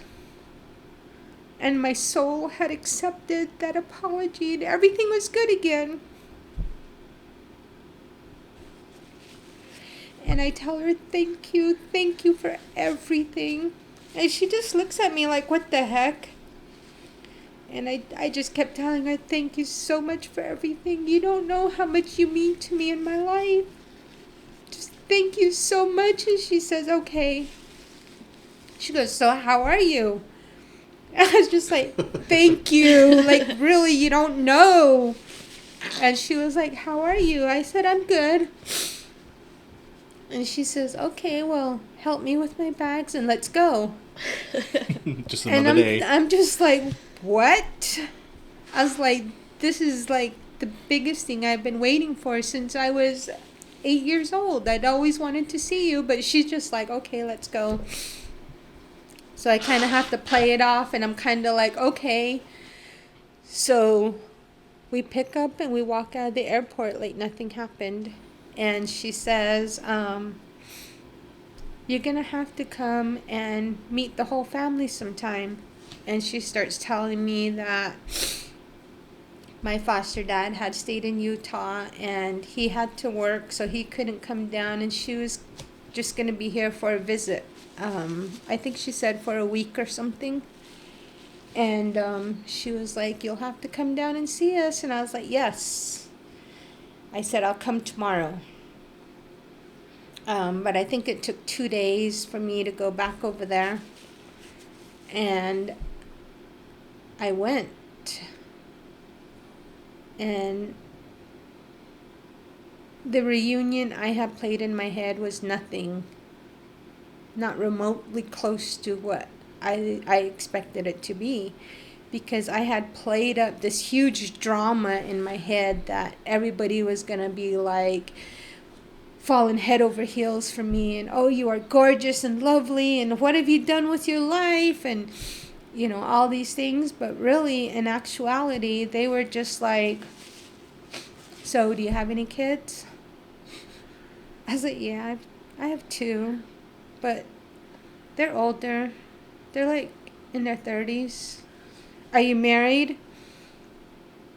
Of course, I break down crying because my husband passed recently and I'm not ready to talk about it yet. So I said, he died, and I start crying and they're just like, and they walk away from me. So I kind of put myself back together again. I was like, you know, I'm really sorry. My husband passed away recently. I'm still dealing with a lot of that, but I'm okay, you know, I'm not crazy. I'm not a nuthead. Don't be scared of me. And they said, okay. So Then we talked a little bit, and they said one of the daughters was going to be coming back from a Mormon mission that she was on, and they would love to have me there. And I said, yes, I'll be back again. But a couple weeks later, I missed that. But I made the tail end of it. And still, nobody's making like a big deal about my reunion. I'm just like, at some point, somebody's going to say, oh my God, we missed you so much. But nobody ever did. And then I started feeling kind of like I wasn't that important to them. I wasn't as important to them as they were to me. They gave me this whole new world, and my life is so much better because of them. But I had no impact on them. I don't know what I expected from it. Nobody was like super excited to see me. Everybody just kind of downplayed the whole thing. But even then, I still can't let it go. Because over the years, I've loved them. And even though they're not like super excited to see me every time, I am like super excited to be just in their presence with them because of everything they did for me. I went back for a Thanksgiving dinner at Alicia's house one year, and it was just a normal, regular Thanksgiving dinner. But I stood there in my chair and I said to myself, this is my family. This is my foster family. I am with them. Oh my God. They're not excited, but I am. I love her, and I love her, and I love him, and I love him. I don't know any of them, but I love them all because they are my foster sister's family. And I'm good. I'm surrounded by white people I don't even know. And I'm happy. And even though they don't say, we have loved you so much over the years, we have, like, you are never far from our thoughts, like we dreamed of meeting you again, even though they don't say all those big things I imagined they would. As soon as they say, come over, I start planning it in my head. Like, I have a doctor's appointment, but never mind, I'm going to miss that. Oh, I still have to pay these bills, but never mind, I need to be there for them. I want to be there for them. Maybe a job has come up, and I said I would do it, but you know what? Never mind. I have to be there with them. I want to be there with them. So there have been a couple of times where I blew off some important things just to be there with them. And the last time I was there to visit with my foster mom and my foster dad, I finally was brave enough to ask them, why? Why at that time in your life did you want to bring in another child into the family? Like, you already had 2 girls.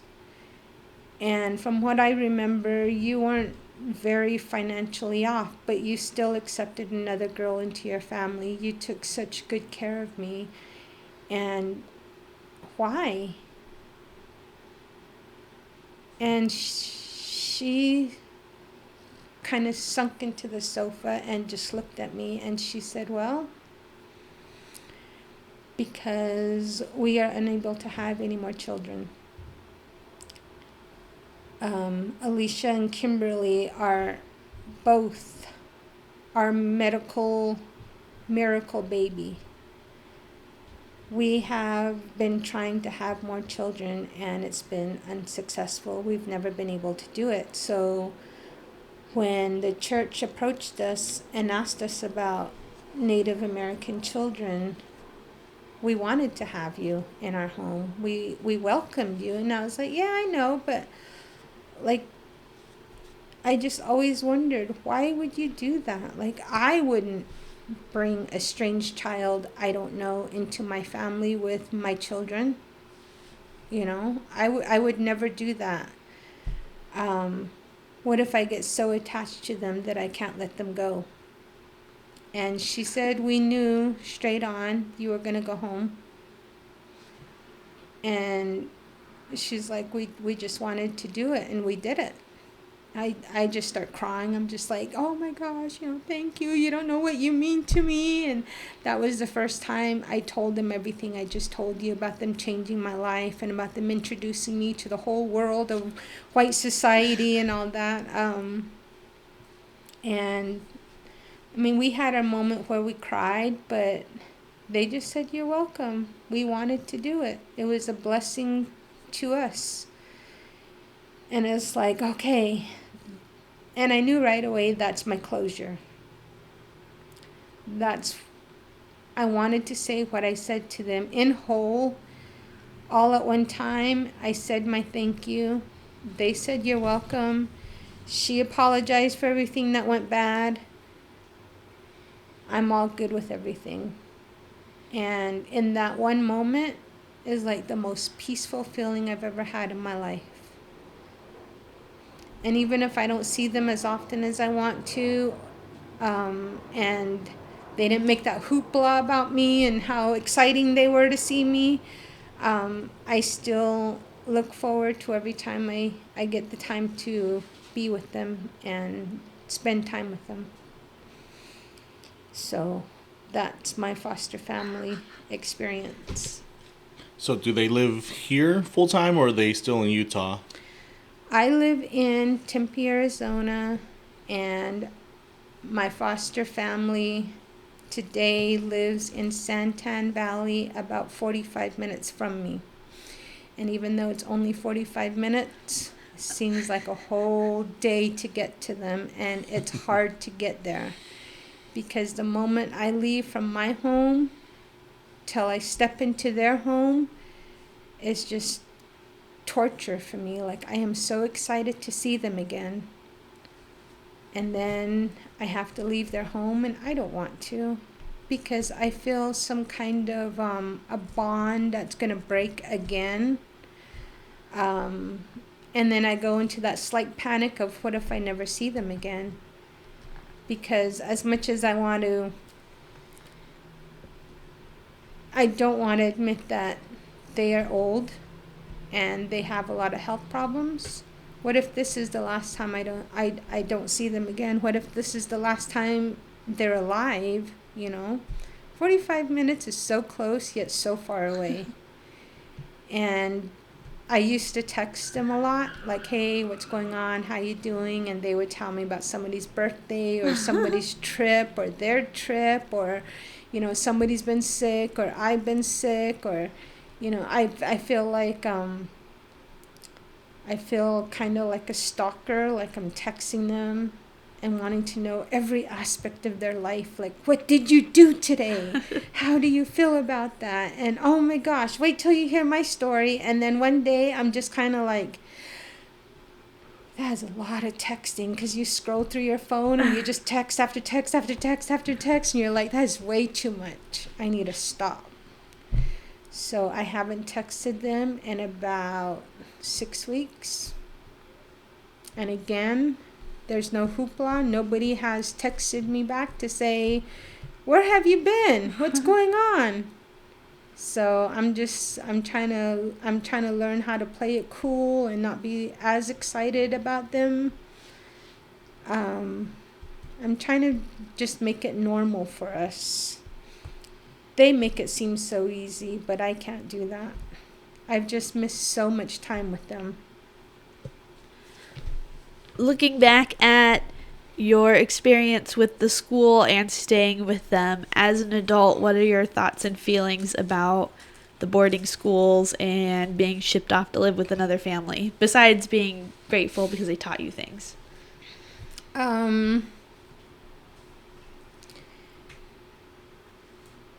From the moment I opened my eyes, my whole world was different living with a foster family. First of all, I woke up in a bed by myself. not with everybody in bed with me.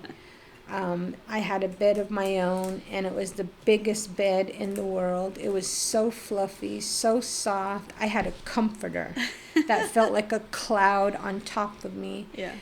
I didn't go to bed in the same clothes I had just played in all day. They made me change into a nightgown. And I was like, what the heck is this madness? A nightgown? That's madness. I learned to do it. And then from there, my life was just so much better. I mean, like I mentioned before, I had breakfast, and it wasn't just whatever was there.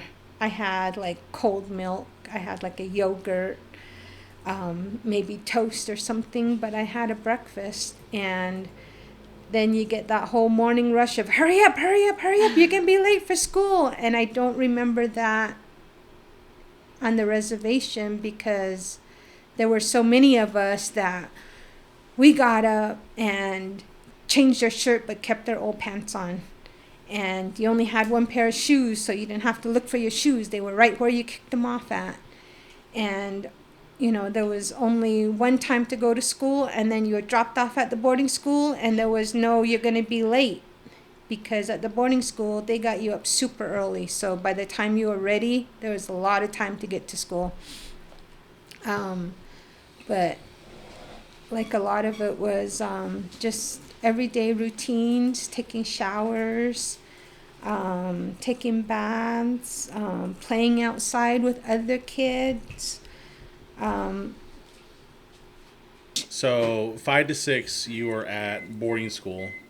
7 years old, you were at... No, 5 to 7. And then 8 in Utah. 8 into 9, I was in Utah. And then where were you afterwards? After I came back from Utah, after my foster family gave me up and threw me back home, I, for a moment, came back to Steamboat. And I think we might have been there that summer because I came when the school year was over. I went back home. So I think we stayed that summer, and then the following school year, we moved to Gallup, New Mexico. And started 4th grade there, and we lived in a small trailer in Gallup. I went to school 4th grade in that trailer, and then we moved again in 5th grade, and again in 6th grade. By the time I was in 6th grade, we kind of moved to our temporary permanent home in Gallup. That's the home that I lived at all through junior high and all through high school. Well, pretty much the time I was in high school. Yeah. So by that time, I was still living with my mom, and Stevie, my older sister, Peter, my older brother, and me, and my little sister Marcia, and my little brother Anthony, and my mom. And Mom never really had a job. She did a lot of odds and end jobs and anything she could to pay the bills in the house. In Gallup, one of her first jobs that I remember was she worked with this lady named Dee. And Dee ran a salon out of 2 or 3 motel rooms that were kind of conjoined through doors, and so you had to travel back and forth through the doorways to get from one room to the next. And Mom worked there, and I think she started by just cleaning the hair salon for the lady.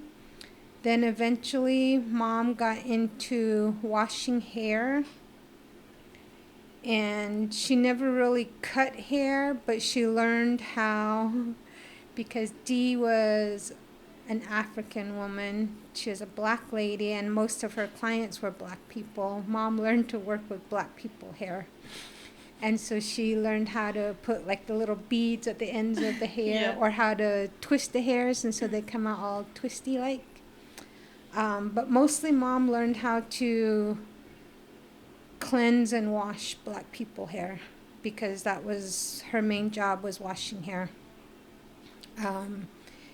And then I think that's where Mom learned how to do home perms, because then she started perming everybody's hair at home. First, she was really bad at it because you could see some straight areas in the perm, but then she got better and everybody got braver and braver, and pretty soon everybody had frizzy hair. And is perm like an old lady haircut?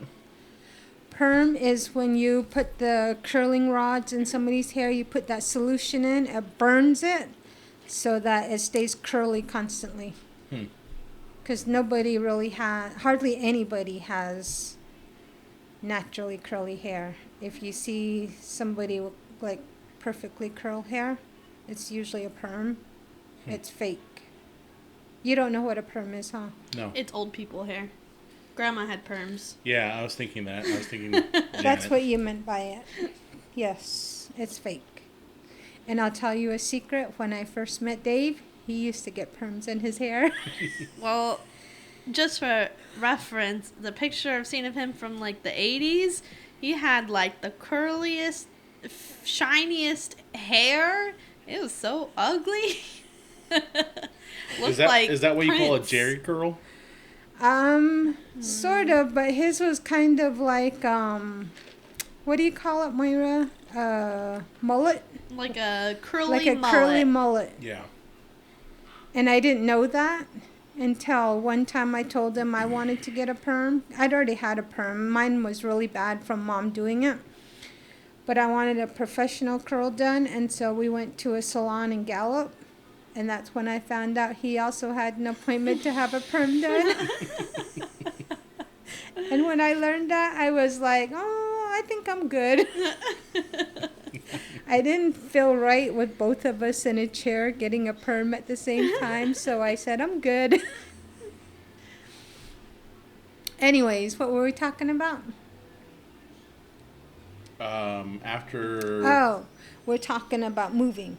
So, anyways, I was saying Mom's first job was working in a hair salon with black people.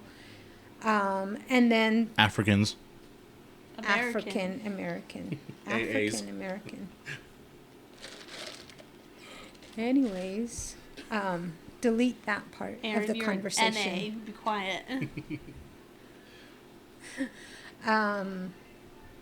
So the second job I remember Mom had was the landlord that we had, the house that we were renting from, he was a lawyer.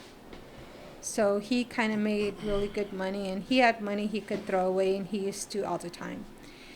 And so he found out that Mom could sew, and he started bringing clothes to be altered. Mm-hmm.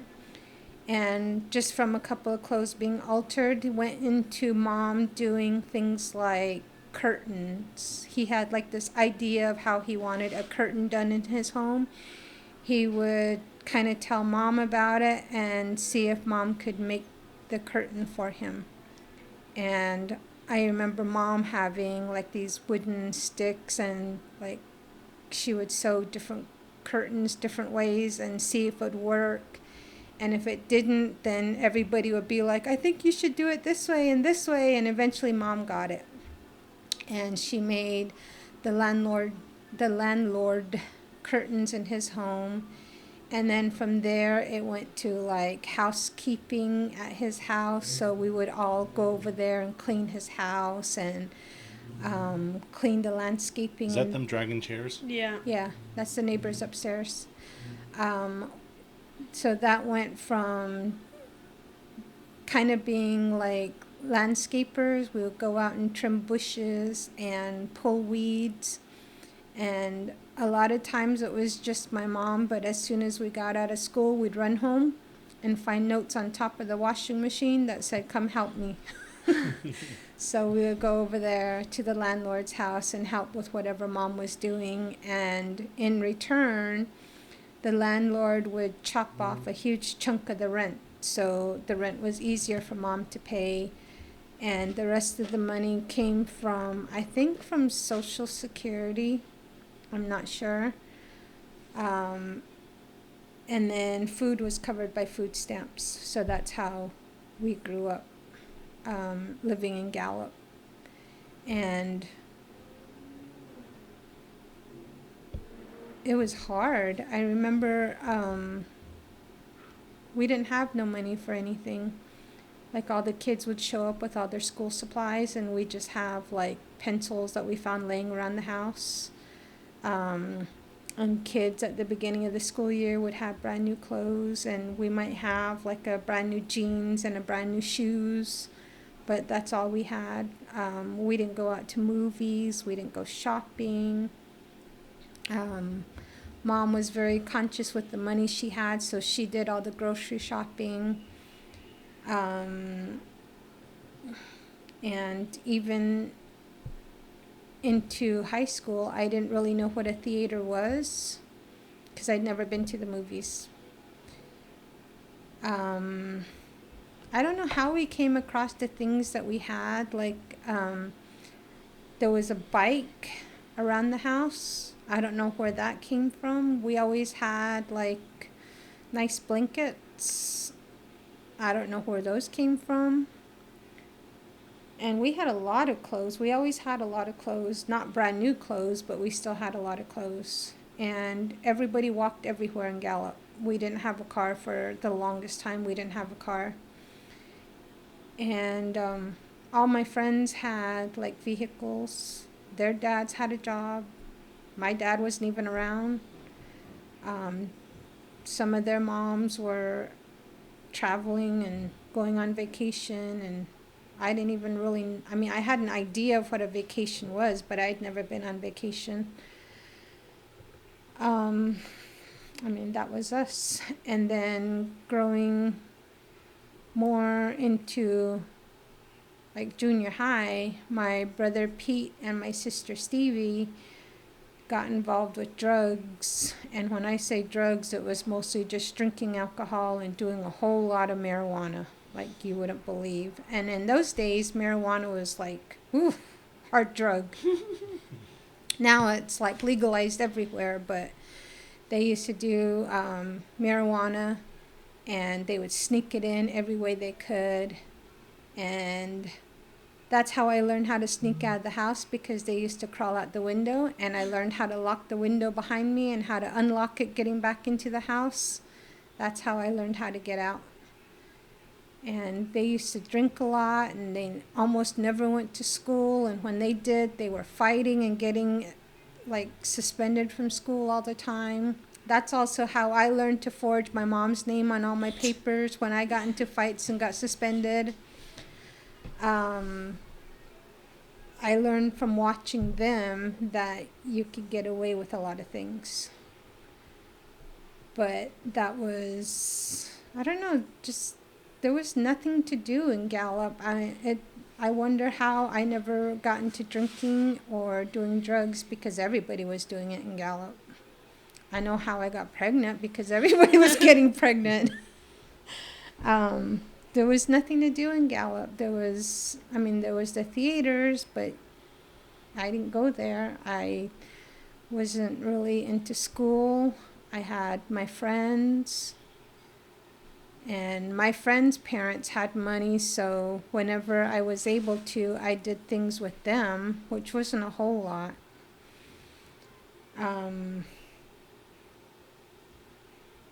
I just hung out with my two best friends. I only had two people through junior high, and that was Carmen, and that was Tori. Tori over the years has passed away, and Carmen is still in the Gallup area, but I have no contact with her because her life is way different than mine, and she's moved on. I still hang on to my past a lot. I get in contact with her through Facebook, but we don't really have anything in common, so we don't really talk too often. But I still say she's my best friend because I'd never really made friends after that. Kind of become antisocial, and I'm happy being alone and spending time with my children. Let's see, I met my husband in high school. My first year in high school, I met him when I was in 9th grade.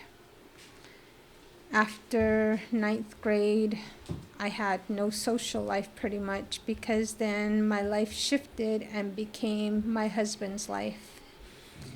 I gave birth to his children. I was married to him, and he kind of, not by accident, but he kind of turned me off on my family. And I don't know exactly why or how he did it, but when my family had a social event like somebody's birthday or somebody's graduation, Dave would always make it seem like something more important is happening in his family or in his life, and he would make it seem like, well, you're my wife, you have to be there with my children. And in that sense, I kind of just let my family go, and it seems like my family was not important to me anymore, and his family became number one in my life. It was always his nieces and nephews' birthdays, or it was always somebody's graduation. Even though we had moved from Gallup, New Mexico to Tempe, Arizona, and we still had to make that 5-hour drive for somebody's birthday party.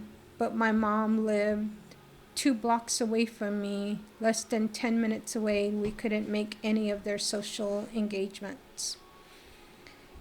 And our life, my life was like that from the moment I met him. He slowly made my family less important. And my family resented me for that. They knew that over the years I was purposely staying away from them. I didn't know I was doing that. Consciously, I wasn't aware I was doing that. It wasn't until I got older, my kids got into high school, my marriage was starting to fall apart, and I realized I wasn't close to my family at all. I didn't know my mom very much after I met my husband. I didn't know my sisters. I didn't know my brothers. I didn't know what was going on in my own family because I was so involved in his family. I had to be there for all my sister-in-laws, for all my brother-in-laws, for all my in-laws' family.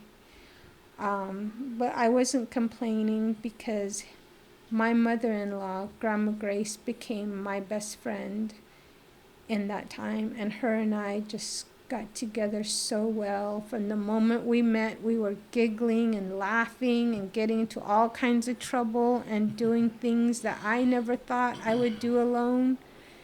She would get here, we would go to yard sales every Saturday, and Dave was happy with that because we made his mom feel important. We put her up in that pedestal that she deserves to be in, but I mean, I was happy to do that for her because she was my best friend, but I also resented her.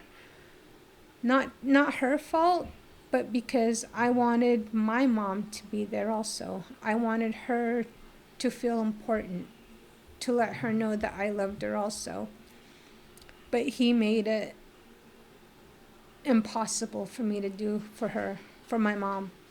So I just naturally went against what I felt like, and I focused all my energy on my mother-in-law. She became the most important person to me, and I wish it was never like that. I wish that my family was just as important to him as his own family was. And to this day, I'm still not close to my family. I don't like how a lot of my family is, whether they work or don't work, or whether they're drinking and driving or not drinking and driving, whether they have a job or not, whether they're going to school or not. Somehow, none of that really feels important to me. My husband's passed away 5 years now, and somehow I still wonder how his family is doing. I still wonder, is his sister still living in that trailer? Is, his brother still well off? How are all the kids? Who's had more babies? It's not as important to me now after 5 years, but I still wonder about it. And the situation with my family, things don't seem that important to me. I try to be there as much as I can for my mom. I love her to death, but her and I are not as close as I was with Grandma Grace. A lot of things that my own mother does, and a lot of things that she says, and the way she thinks, and the way she portrays everybody else in the family, she seems like she compares me to everybody. Like, Marsha's working with Amazon and she's working with medicine, but you're not. Or, Marsha takes such good care of Jordan, and, she got Jordan's haircut and she bought Jordan clothes. But Mom doesn't understand that I feel like I'm just as important as Marsha. I feel like I am just as important to anybody else in the family, but in Mom's eyes, we never had that connection for years. So no matter what I do, I will never be at that level as anybody else.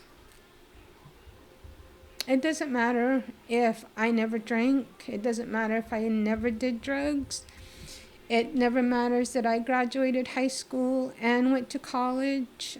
It doesn't matter that I got married, moved out of the house, took care of my own children without having to drop them off with somebody else to raise. I took full charge of my life, took care of my family and my children and my husband. I get no credit from my mom for that. All she does is compare me to everybody else and only knows the negative aspects of my life. And that makes me extremely unimportant to her. But still, she's my mom, and I feel obligated to always be there for her and to take care of her. So when she fell and broke her leg this last time, nobody else was there for her. My sister called me one evening and said, Mom fell. Without giving it a second thought, I said, okay, I'll be there as soon as I can. And I stayed with Mom from the minute she got to the emergency room to the minute she was discharged from the hospital. And then she went to nursing home, and I would have stayed there with her all of the weeks that she was there, but the nursing home had a policy that they didn't have overnight visitors, so I had to leave. I still went from Tempe to North Phoenix, 45-minute drive, to see her every day and to make sure she was okay in that nursing home. My sister lived about 5 minutes away, and she came probably like every other day, but I was there every day with her. My mom never said thank you for that. She always said, Marcia will be here tomorrow and she's going to bring me food that I like to eat. Well, I brought you Taco Bell. Aren't you going to eat that? And then she'll say, ugh, I don't like Taco Bell. And I try to ask her, like, well, what do you want? She goes, no, Marcia knows what I like. She'll bring something for me. And it's like, all right, that's fine.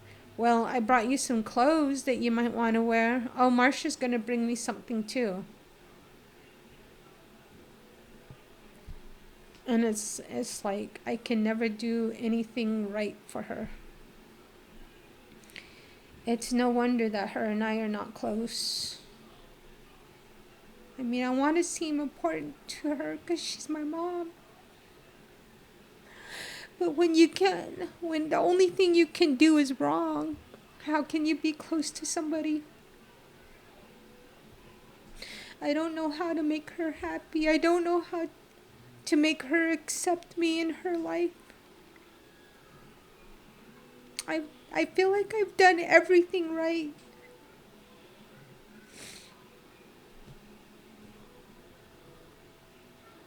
And your mother's supposed to be the most important thing to you, and she's not the most important thing to me.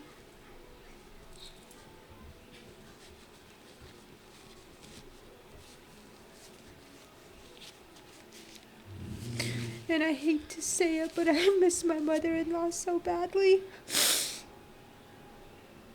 I could tell her anything, and we would talk about it. And if I asked her not to tell anybody, that's as far as it went, was to her. And she would call me and we would talk about everything and anything. When my marriage started to break up, my mother-in-law was the one to tell me, just leave him. Just leave him. You can't make things right for him anymore. You can't keep doing this to yourself. It's not fair. My mother-in-law was the one who encouraged me to leave my husband, and I did. And if it wasn't for her, I would regret moving away from him. But because she encouraged me, it made me feel like I was doing the right thing and making the right decisions for my life. And she told me, I would watch your kids. If anything happens to your kids, I'll let you know. And I never heard anything about my kids after I left my husband, so I figured my kids were fine. What kind of mother leaves their kids behind with their dad and doesn't look back?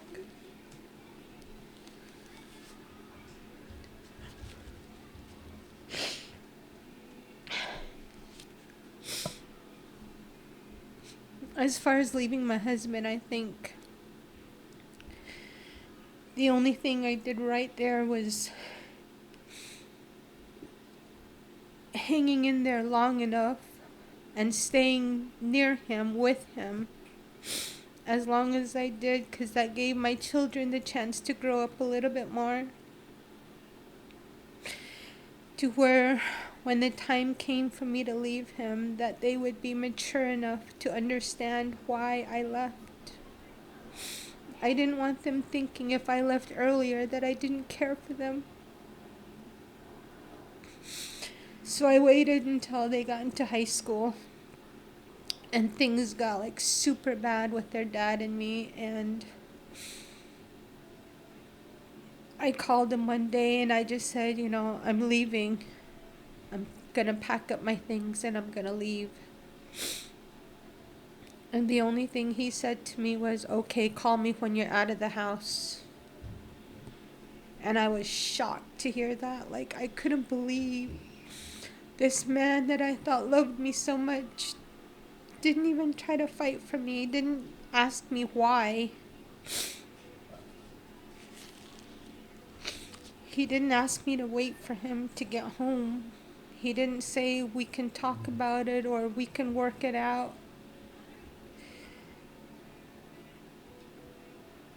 He didn't say anything. He just said, let me know when you're out of the house.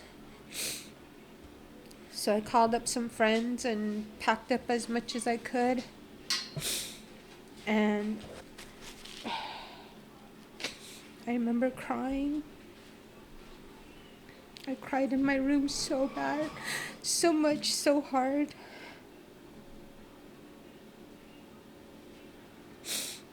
But I mean, by this point, Our marriage was so bad. I had attempted suicide 3 times unsuccessfully. He was getting somewhat physically abusive. He'd always been financially abusive for years. And now he was starting to play mind games.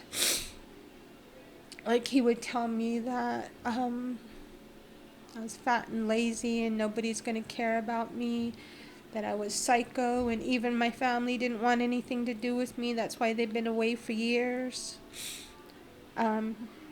Your children are never going to love you again after they know you're going to leave me. And if you try to divorce me, no judge is going to believe anything you tell them. And if you leave this home, you're going to leave with nothing on your back. And you're just going to go out there and fucking try to survive the world on your own by yourself. Because you're not going to see me, you're not going to see your kids. Nobody's going to want nothing to do with you. And your family already doesn't give a fuck about you.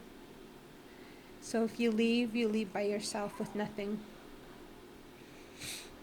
And when he told me that, I knew that was my rock bottom.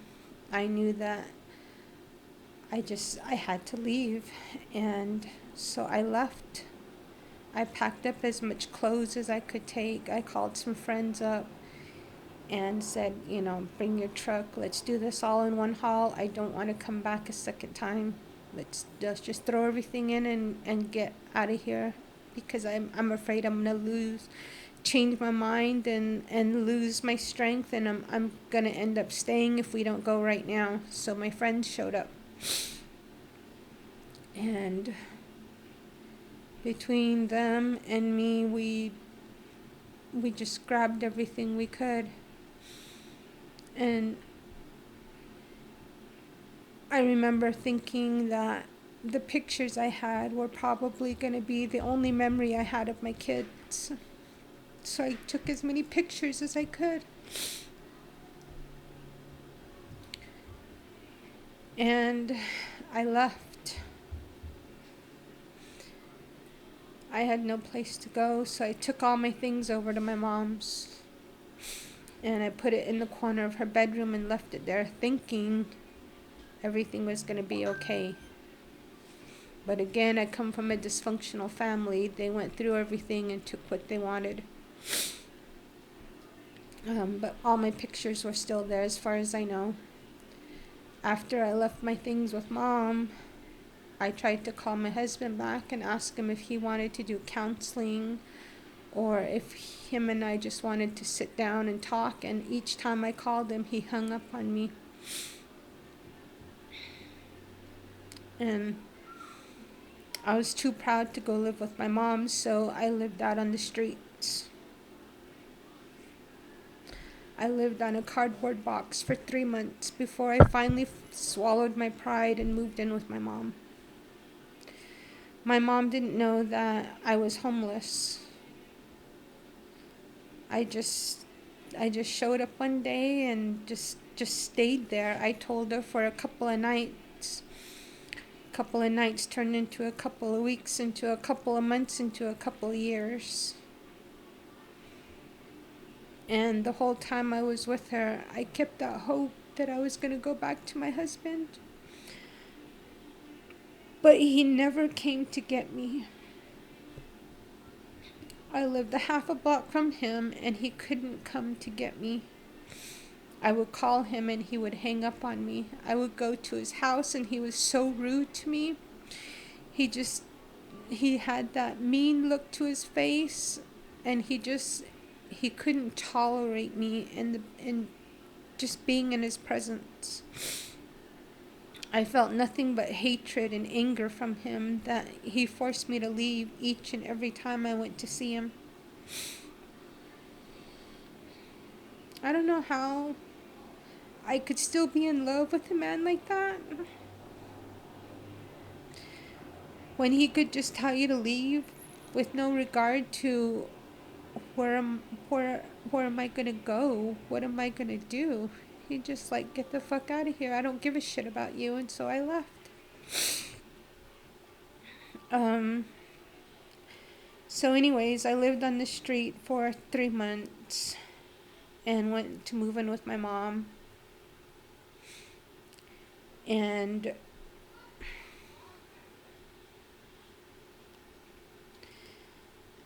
at some point, oh, I know, I came back to my husband's apartment one day and my older son Andrew was there.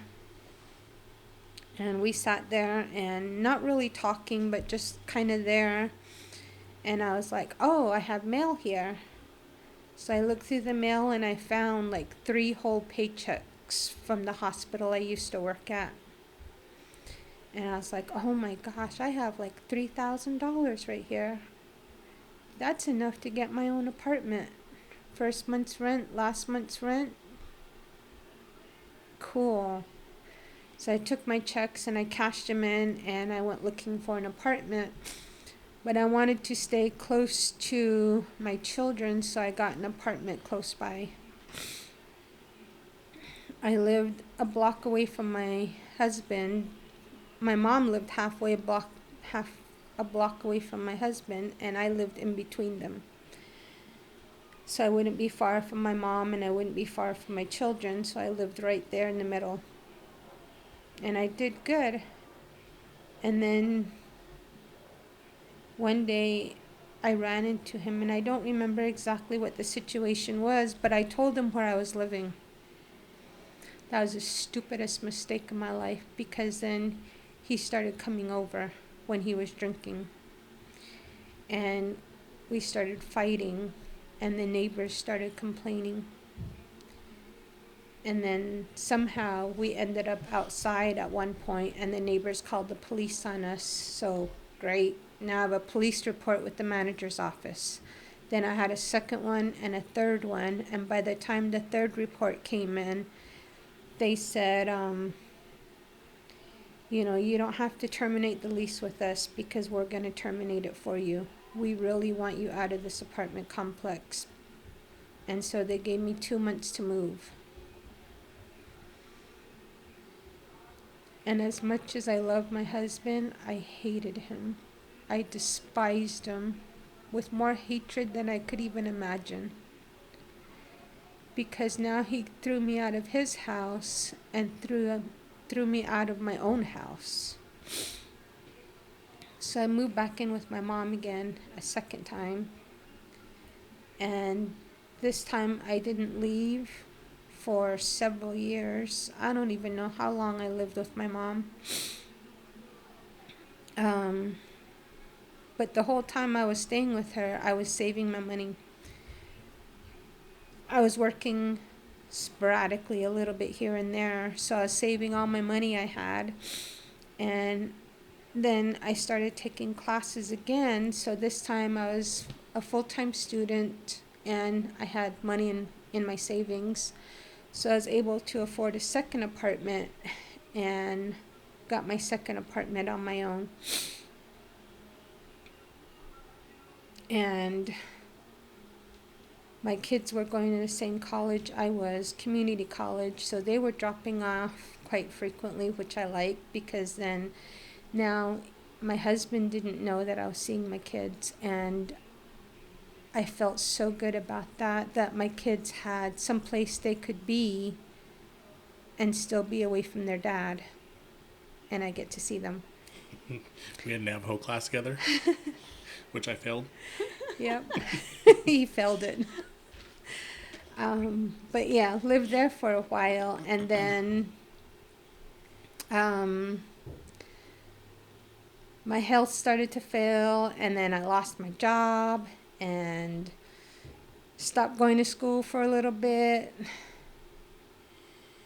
Couldn't pay my rent. I got evicted, moved back in with my mom. Yeah. Didn't leave mom's again for a long time. Then sometime after that, my children called and said, "We need you at the house." I was like lost. Like, I didn't have a home. I didn't have a job. I felt worthless. I felt like I was contributing nothing to society. I was about ready to start doing drugs. No, just kidding. I wasn't that desperate. But I still felt like I had an empty life, and all I could think about was what kind of example am I leaving for my children? Like, they have a worthless mother who's not working. And so I got a job at a laundromat, and I was working there, and I loved that job because I love doing laundry. But that wasn't paying nothing. Like, I was spending money just as quick as I was making it. Then one day my son calls and says, "We need you at the house." So I'm like, "Are you sure? Because your dad doesn't want me there." And they said, "No, we need you to come right now." Took me several hours, but I finally wandered over there dragging my feet. And the second I walked in through the door, everybody had this serious look on their face. My son Aaron was there, my daughter-in-law Moira was there, my son Andrew was there, and my husband was there. And I looked at everybody, and I'm like, what the hell am I doing here? And I literally said, "What the hell am I doing here?" And they said, "Well, Dave's on drugs." I was like, "What?" They said, "Yeah." And my son Aaron's like, "Yep, Dad's a druggie." I don't remember seeing that. He said, "Yep, my dad's a druggie." And I was just like, no. Not my husband, no. He's gone too far in life. He's been to school every year that I've been with him. He's accomplished all these things. He's a tough, strong man. He's mean as hell to everything and everybody. There is no way that my husband would succumb to something that would bring him down and make him such a weak, pathetic person. He is the strongest person I know. And like I said before, he was my Superman. He was every superhero I knew in my life. And here was my husband, just drunk as hell and high on something. He looked so small in front of me. And I wondered, where is this big towering man that I've known? He took care of everything and any troubles we had in life. Who took him? And I went to the bathroom and I cried. Because my husband had always been so strong and so level-headed. He was smart, he was educated, he was hardworking. This couldn't be him, and yet it was. I didn't know what to do. How do you tell somebody they're better than drugs, they're better than alcohol, you're stronger than this, you can beat it? How do you tell somebody that has fallen so far beneath him that he's unrecognizable?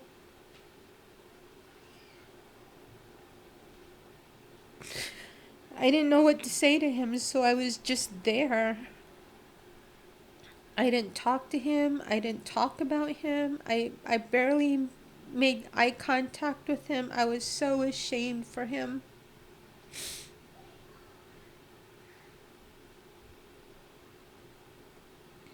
I loved him so much, and he despised me for everything. And I did nothing to him. I couldn't turn my back on him, and I couldn't turn my back on my children, because my children were the ones who asked me for help. But I was there with him, and I didn't know what to do for him. So I took every mean look he gave me, and I took every mean word he said to me, and I stayed there until my children said, "You can go now," because he had sobered up. He had come down from the high he was on. His alcohol had come down, and he was starting to make sense again. So my children says, you can go. And as much as I didn't want to go, they asked me to come, and now they were asking me to leave, so I left. And I wish I could say that was the only time my husband had a weak moment, but then a few weeks later it was the same situation again, and a few weeks after that again, until one day you get the phone call. They told me that they were in Las Vegas, and that Dave had done drugs again, and this time he was in the parking lot, and he was making a lot of noise, and they wanted to get him back to Phoenix, and I told them to do whatever they could to get him in the car. Just leave everything. I said to them, leave everything, don't worry about anything, and just get him back. Get him back to me here, get him back to his apartment.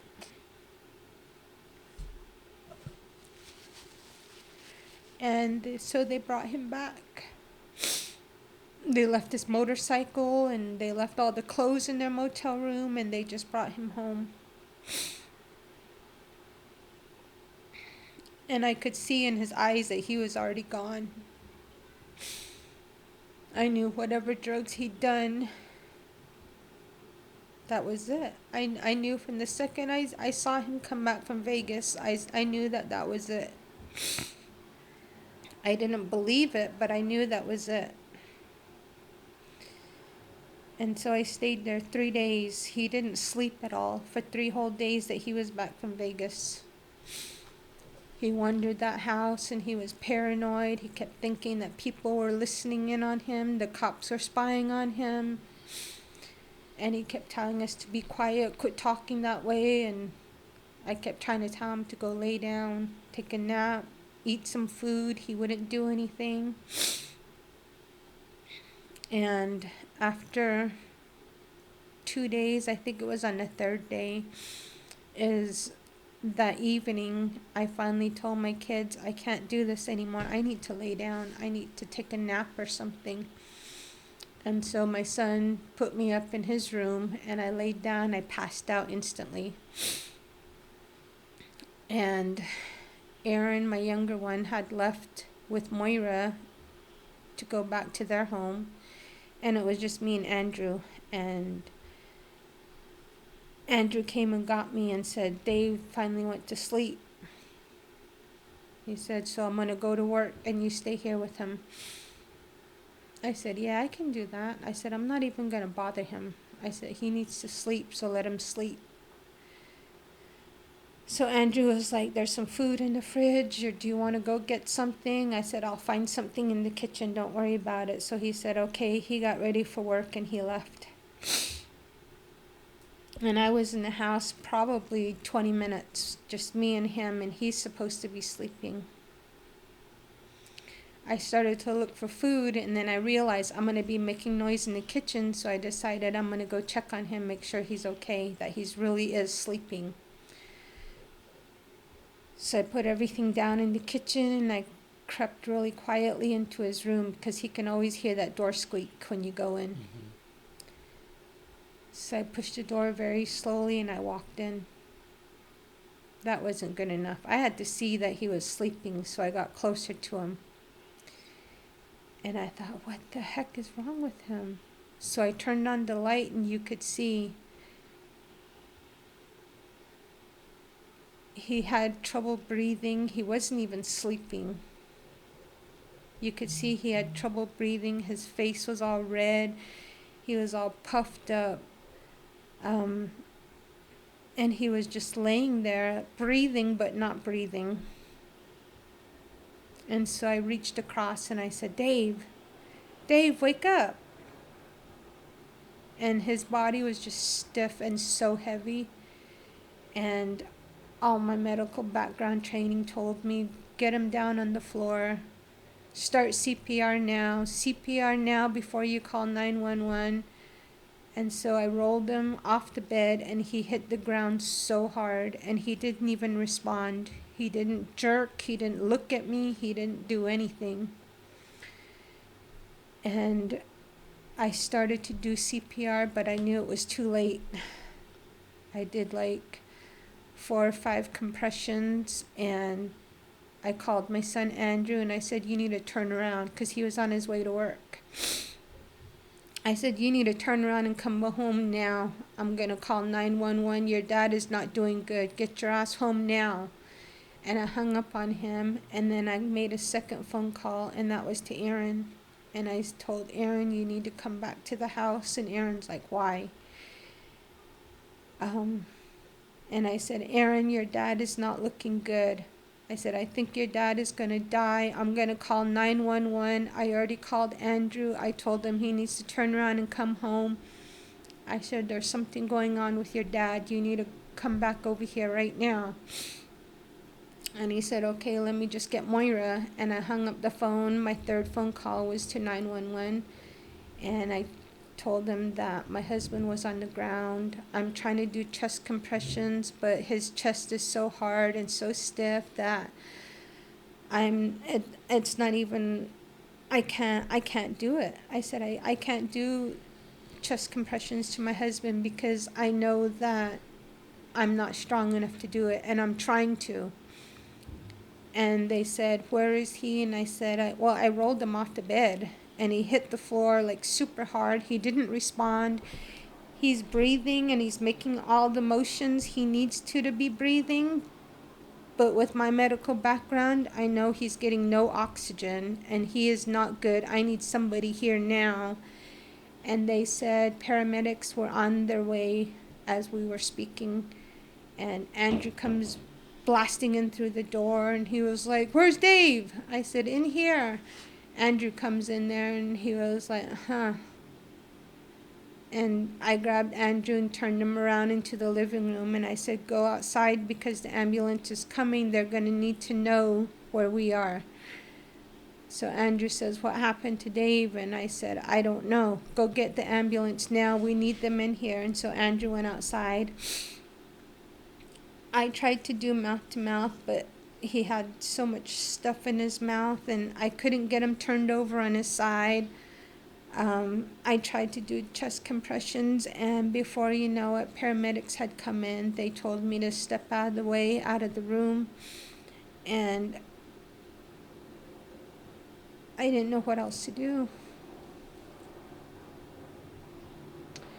So I stayed in the living room, and I kept waiting for my husband to walk out of the bedroom like nothing had happened. And after a few minutes, paramedics came out, and they said, because of how wonky the hallway was, it was very narrow and very long. They couldn't get a stretcher into the room, and they're going to have to put him on a sheet or a blanket or something. Do I have something? And I said, just pull it off the bed. Well, then by that point, somebody had gotten a gurney underneath him, and they were trying to take him down the hallway, and they kept bumping him, and they kept bumping his head. And I kept thinking, don't do that because that's going to make him angry. And he's going to get like super angry at all of you. Don't do that. He's going to get mad at you. And no matter how hard they kept hitting him, he just wasn't responding to anything. They get him into the hallway, and because of how heavy they were, or how heavy he was, the paramedics dropped him. And that was the last time I heard him say anything, because he kind of made a grunting sound. He was like, ugh, when they dropped him. And they said, what's your name? What's your name? And he says, David. And that was it. That was the last word I heard him say. And they kept saying, David, where are you at now? Are you on, did you do anything? What drugs are you on? And he never made another response again. The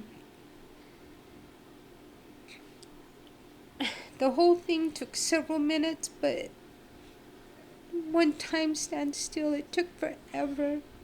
And I wondered, why aren't they doing anything for him? Because anything they did for him, it wasn't enough. You want that medical miracle where they give him a shot and he comes back. I wanted him back right now in the middle of that living room. I wanted him to stand up. And he always did this weird laugh. And I wanted him to do that weird laugh, and I never saw it again.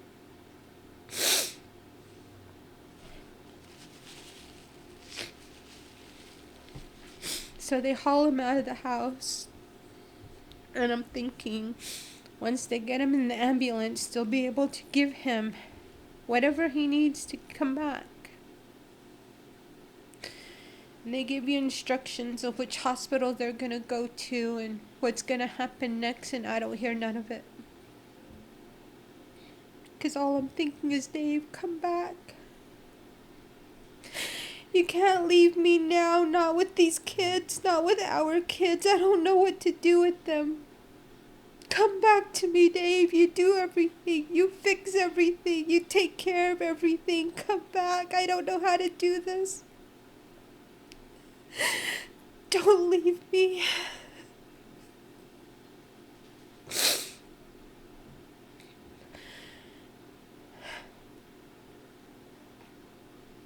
After some time, you're kind of like, okay, put things back together, get yourself together, and you have a lot more things you have to do now. You're responsible for this, so quit crying and get your shit together, because we have to get to the hospital. So we're driving to the hospital, and I'm thinking of all these scenarios he could be in.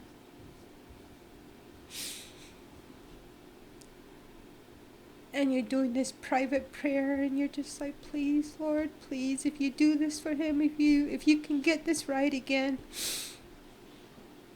I'll be a changed person. I'll be everything that's expected of me. I won't be doing this, and I won't do that. I just want him back. If not for me, then for his kids. His kids still need him. They're so young. Get to the hospital, and I find out that they had intubated him on the way to the hospital inside the ambulance. He had this huge tube in his mouth, and he was so bloated, and he still had like this redness to his face, to his chest. But he also looked so swollen, so big and just bloated. And I sat there in the emergency room with him, and I couldn't feel him. I couldn't feel that he was there with me. I could see him. I could touch him, and I could feel him, but he wasn't there.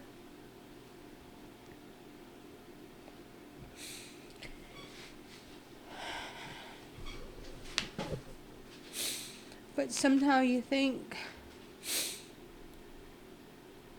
that doctors and nurses and all the medicine in the world is going to fix him. It's just going to take a while. I know it'll just be a couple of days, and he'll be up and talking and getting mad about why we brought him to the hospital and, all these things because of the man he was. He was so tough and so strong.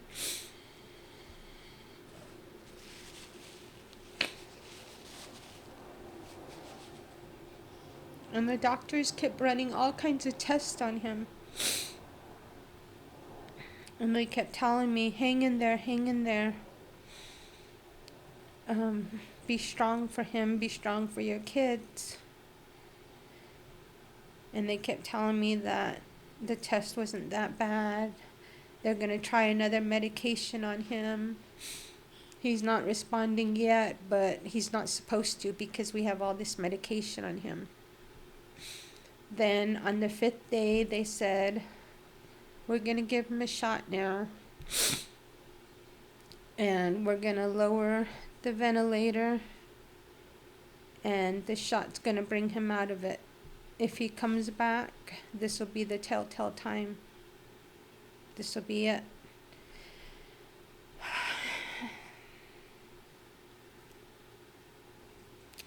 So I said, finally, my husband's going to be back. So they gave him the shot. And I thought it was going to take a couple of seconds. So I stood there and I waited. And I was dreading his loud, thunderous voice to get like so angry. When he finds out all these tubes are in him and all these needles, and he's going to feel all these shots they've been doing to him. He's going to get so angry, and how am I going to answer him? They give him the shot, and I waited, and the doctors come in and check on him. They try to talk to him and call his name, and still nothing. And the whole time they kept telling me, be strong, be strong. He can still make it out of this, so I stayed strong. But about 7 days or so into the hospital stay, you start to come to the realization that he's gone. And I start thinking to that very first day I saw him in the emergency room, I couldn't feel him then. I still can't feel him now, so I know he's gone. And even though they kept telling me, hang in there, be strong, I knew that he was gone.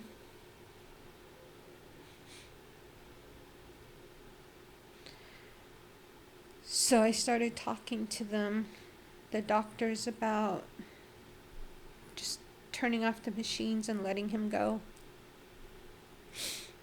And at first I wanted to be so selfish and just keep that moment to myself. I didn't want people to see him go. I didn't want his family to see him in a hospital bed. I didn't want them to see him gone.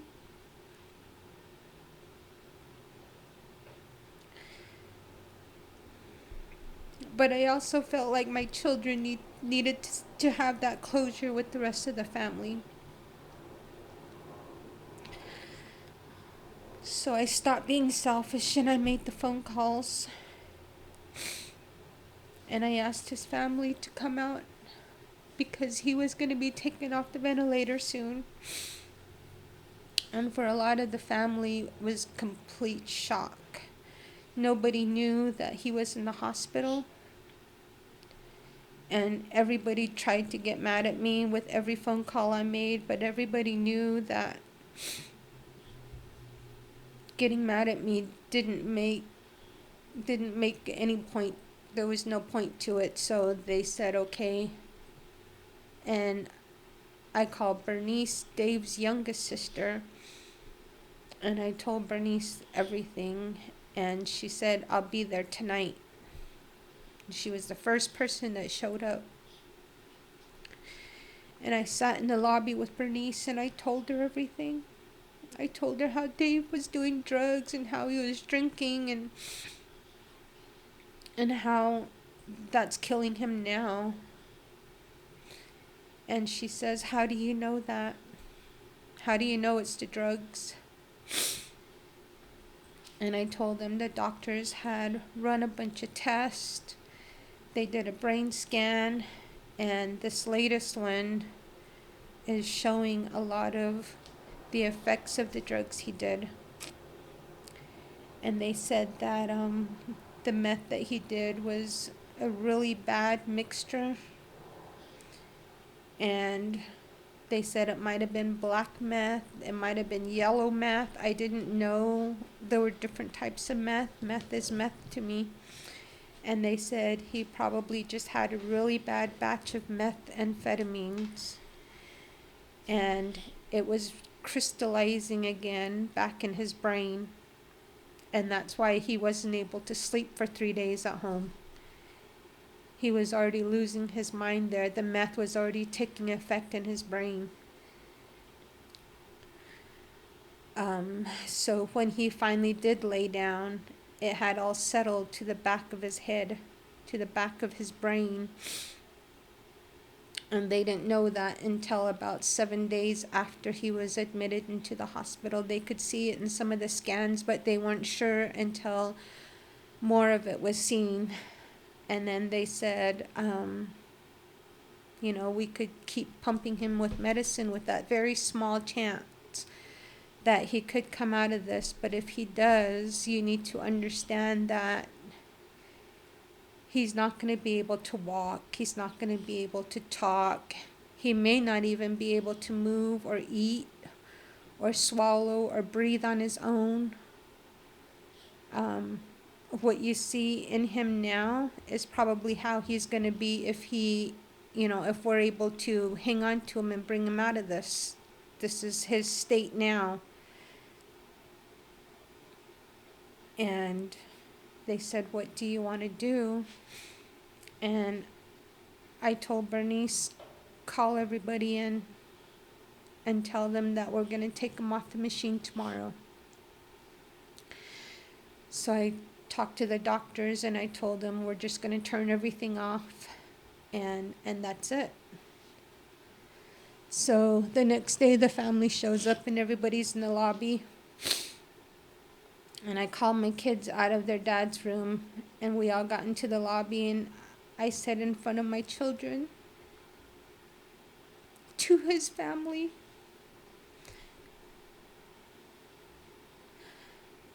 every decision I make from this point on is not mine.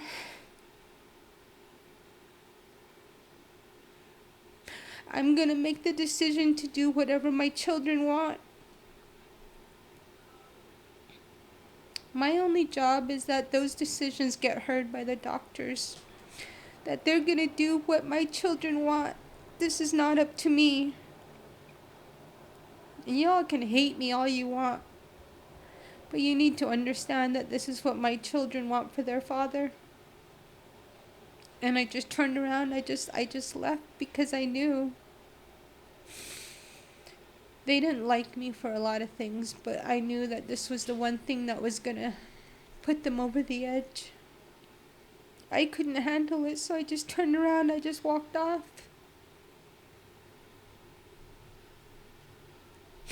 And they all came into the room slowly, but they all came in and I could just feel it in the air, just everything coming at me. And I didn't know what to do, so I sat there.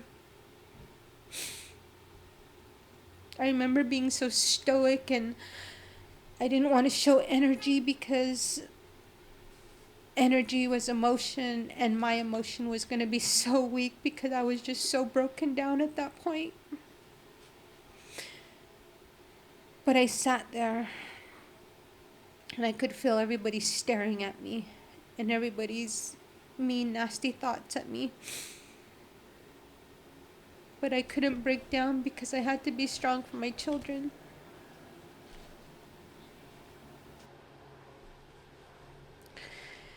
And then the nurses came in and asked if I was ready. And I was like, yeah, I asked 2 hours ago to have this done. What's taking you guys so long? And they said, we've finally got a doctor to sign off the papers.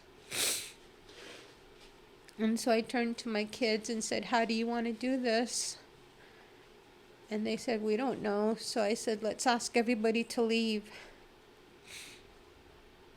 And we can spend a few minutes with Dave before they do this. And my kids said, okay. So everybody left the room. And I didn't want anybody else to come into the room while we were spending time with Dave. So I asked the nurses to make sure that not even people were in the hallway. Everybody was on the other side of the double doors. The double doors were going to be locked and nobody was going to be in. And if you could have security on standby because things are going to get really bad soon. So they made the phone call to security and we went into the room with Dave. And Andrew went in first and had time with Dave. Andrew comes out and Aaron and Moira go in. And all I could think is when my time comes, I don't deserve time with him. We had said so many awful things to each other. We have done so many awful things to each other. I didn't deserve to spend the last moments with him, so I chose not to. I thought at this point, the best thing I could do was to make sure that he passes away.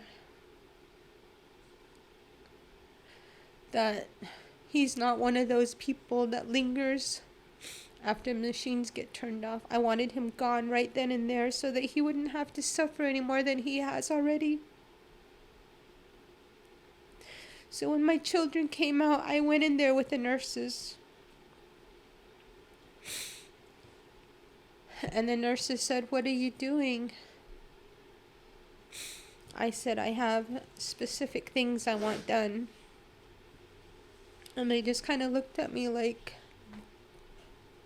this never happens.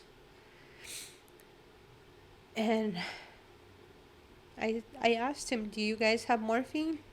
Because he's supposed to have morphine ordered. And they said, "Yeah."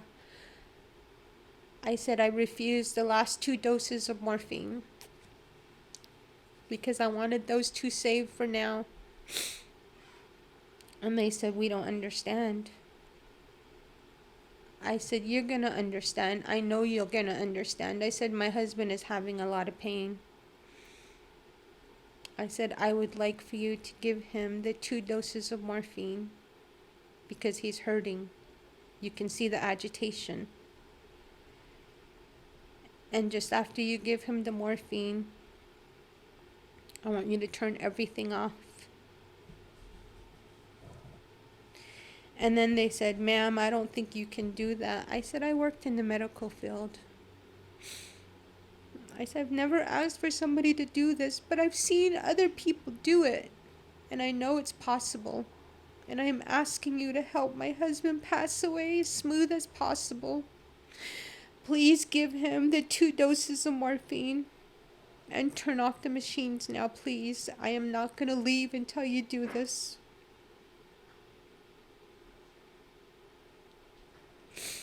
And the 2 nurses just looked at each other like, "Are you going to do this?" Because I will.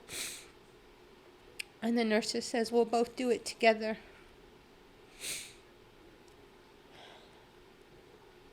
And so I stood there and I watched the needles go in him. They gave the full doses and then they turned off the machine and I could just see his chest go down. And all the color ran out of his face. But still, I was like, my Dave is going to come back. And I was like, "Dave, please prove everybody wrong. Come back to me, Dave." But he didn't. His chest went down and the color ran out.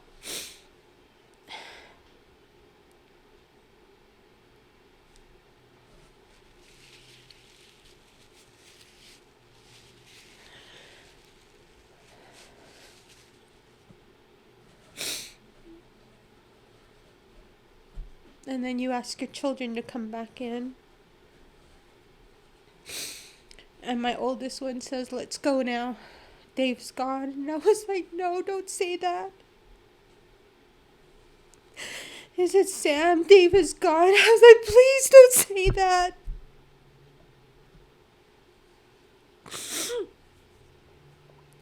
Dave is my Superman. I need him back.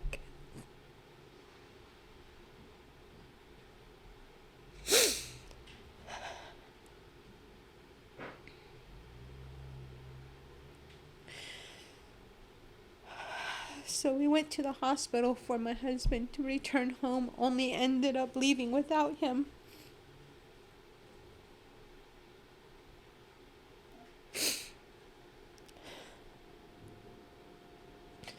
And I thought I was lost before when he was there. I was so lost afterwards.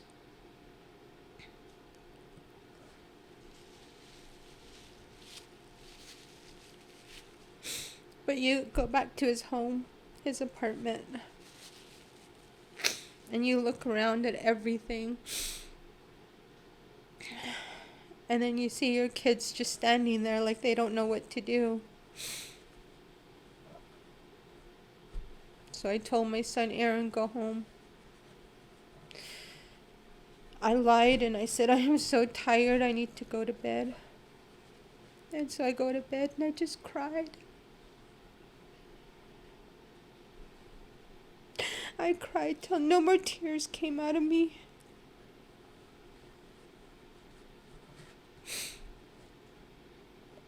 And then the next day you start planning for what you want to do for your husband.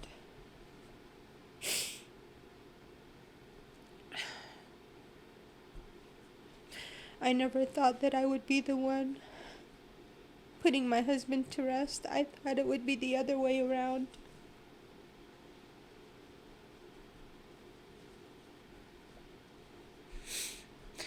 He's been gone 5 years, but secretly, every time I see somebody that slightly resembles him, I think it's him. I see him every day in grocery stores. I see him every day riding his motorcycle. I see him every day riding a bicycle by Tempe Town Lake. I drive by his old apartment complex and I think Dave is still living there, but he's not.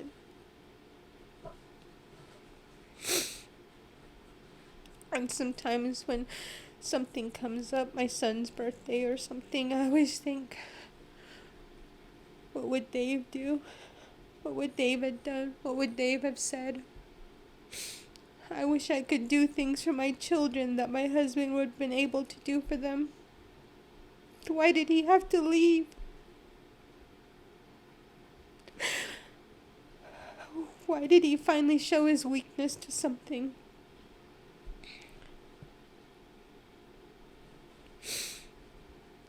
What could have been so bad in his life that he had to start drugs?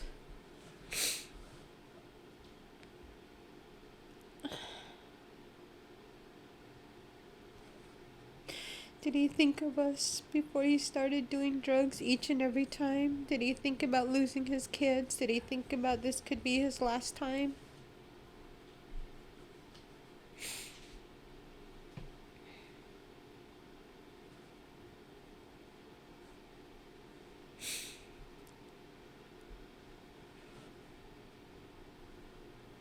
Sometimes I find myself in the middle of the night talking to him. It's always something like his birthday, or our anniversary, or my birthday, or just something that takes me back to him, and I start talking to him. Sometimes I apologize for all the things I've said to him.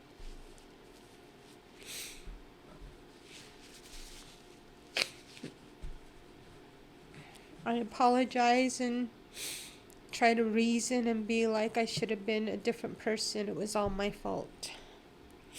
Then the next day I have another talk and I'd be like, it was all your fault. I think I'm still grieving a lot for him, even though it's been more than 5 years. I try to move on without him, but I can't. I keep all his things in boxes still because I open something and I can smell his cologne and I just hurry up and close the box back up. I can't do it.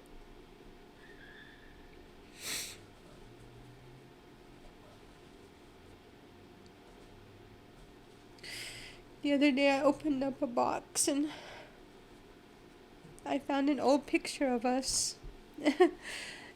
It's like the last thing you want to see. It scared me so quickly. I just hurried up and closed the boxes and threw some more boxes on top of it.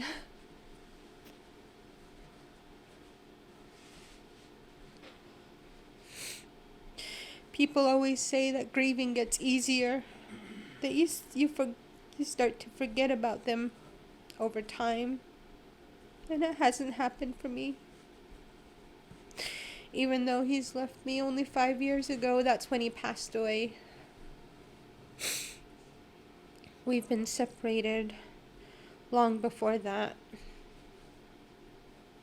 But he was the first person that I'd been with. He's been the only person I'd been with. And he's the only person I'm married to, and I can't forget him.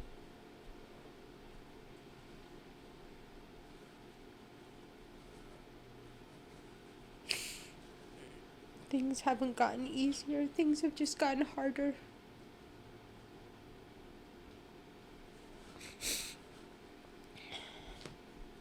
I want to get rid of his things, I do, but I can't. It just seems like every time I get rid of something that I'm just throwing him away. Like he meant nothing to me. So then I start feeling guilty and I just fold things back up. Rearrange things back the way it was when I first found it. Close the box and put it back where it was.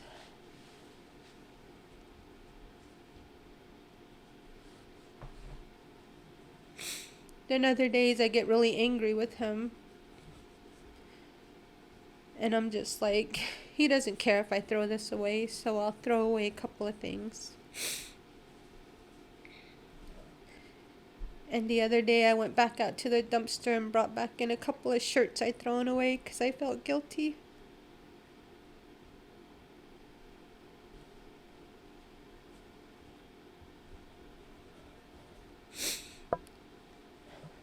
How do you let go of somebody you love so much?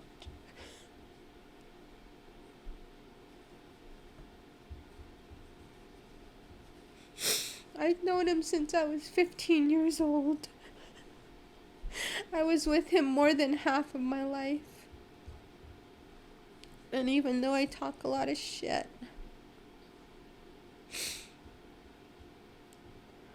I can't.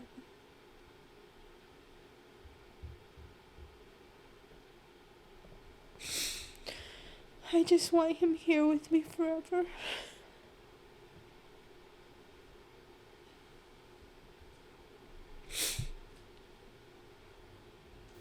You want to take 5? I'm done. We can talk about something else, but not about him no more. Okay.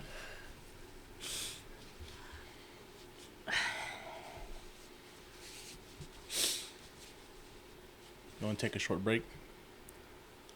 I'm just gonna sit here, but sure. Okay. You can leave it recording. You can say I'm going to talk. Yeah, we'll shoot shit. No, because then it's gonna stink. Does it stink in my house when you come in? No. Oh, sorry, Moira. I can't smell. I don't know, you had a candle when we came in. You can't even smell the dog poop. When you turn the corner right here, you can't even smell the dogs. Oh. It doesn't smell. I try to keep it clean. Sometimes I don't want to clean it. Usually I clean it. No, one day because the air conditioner's turned off now. When we first turned off the air conditioner like a week and a half ago, maybe a half ago, half week ago, I came in through that door and it was kind of hot in here. Ooh, you could smell the heat, like all the stink was just baking in the house. I was like, oh my, bleh. So I grabbed the Lysol, sprayed the hell out of everything. I was even flipping laundry over in my room and spraying it. I didn't know what was smelling. And then I put all the dishes away, and then I sprayed the countertops and everything, sprayed underneath the stove, sprayed everything on the table and the seats, sprayed all the boxes in there and everything. Andrew wakes up like 10 minutes later, and he's like, I can't even breathe. I was like, what are you talking about? I was breathing fine. What are you talking about? And he's like, what the hell did you spray? I was like, nothing. What is it? I knew I put a whole can in the apartment.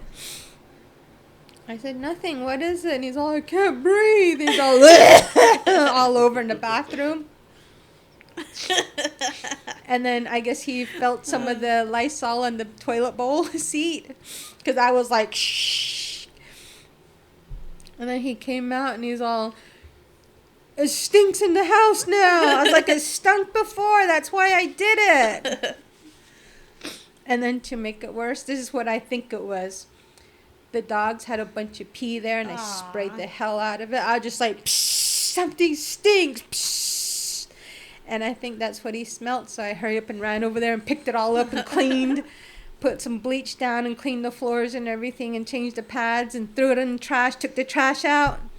Sat back down. He got out of the shower and he came out and he's all, oh, no, it's not. It doesn't stink. It's a dog. So I think it was a dog pee when I sprayed it. But, oh, it stunk in here. Since then, I've removed all that stuff forward and I cleaned under there. Because I don't want it to stink again. Are you going to ever put all this together? Dave's stuff? Are you going to ever have a living room? Well, I'm trying to look for a sofa now. Mm-hmm. I figured if I can get a sofa into the living room, that's going to encourage me to clean that shit out even more. Like I said, I tried to throw some things away, and then I went back and got them back out. Some of this is already online, so some of it I took care of, but it's only like a couple of shirts on top. I think those bottom two plaid ones are mine. And then that red one above it, I've seen him wear that one. This one and this one. Yeah, I've seen him wear those two. And then this is like popular because I already sold 3 of these. These are Wrangler shirts. They're with this old man shirt. They're with snap buttons. No, but the college kids bought them. White kids, huh? Yeah. How'd I know? But a lot of these, I think it's like the style gives like the boater, white boy boater, rich boy. I think it was these that I threw away. Oh, yacht club. I almost sorry. wore something up. I almost wore a button up here. Oh. Today. We went to brunch with Erica, and he was like, had it on. He was like, "What should I wear?" And I was wearing this Disney shirt, and I was like, "I don't know." What shirt do you have that says? Well, I'm not even. No, it's not his. It's just a shirt. The type. The type. Yacht Club, vertical stripes with boat shoes. Yeah, these two I definitely recognize. And khaki shorts. Did you have something you want to talk about? Are you still recording now? Still recording. Okay. Any clarifications?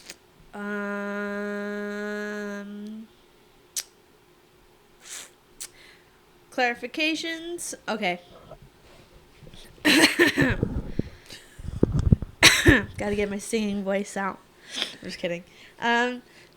Only thing that was just slightly different was Aaron and we went back to Las Vegas because we were getting mad that Dave was doing drugs all the time. Yeah. And so when he got high in Vegas, we were just upset. And we were like, you know what? Fuck him.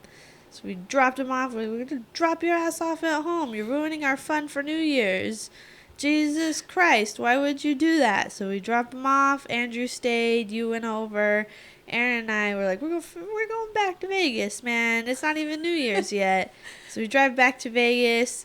We have a good-ass time. New Year's, whatever. We walk around. We, even though we were annoyed with Dave, we bought a Harley Davidson neck pillow for him to bring back. Packed up all the shit, got in the car. After New Year's, we decided to go to Zion National Park.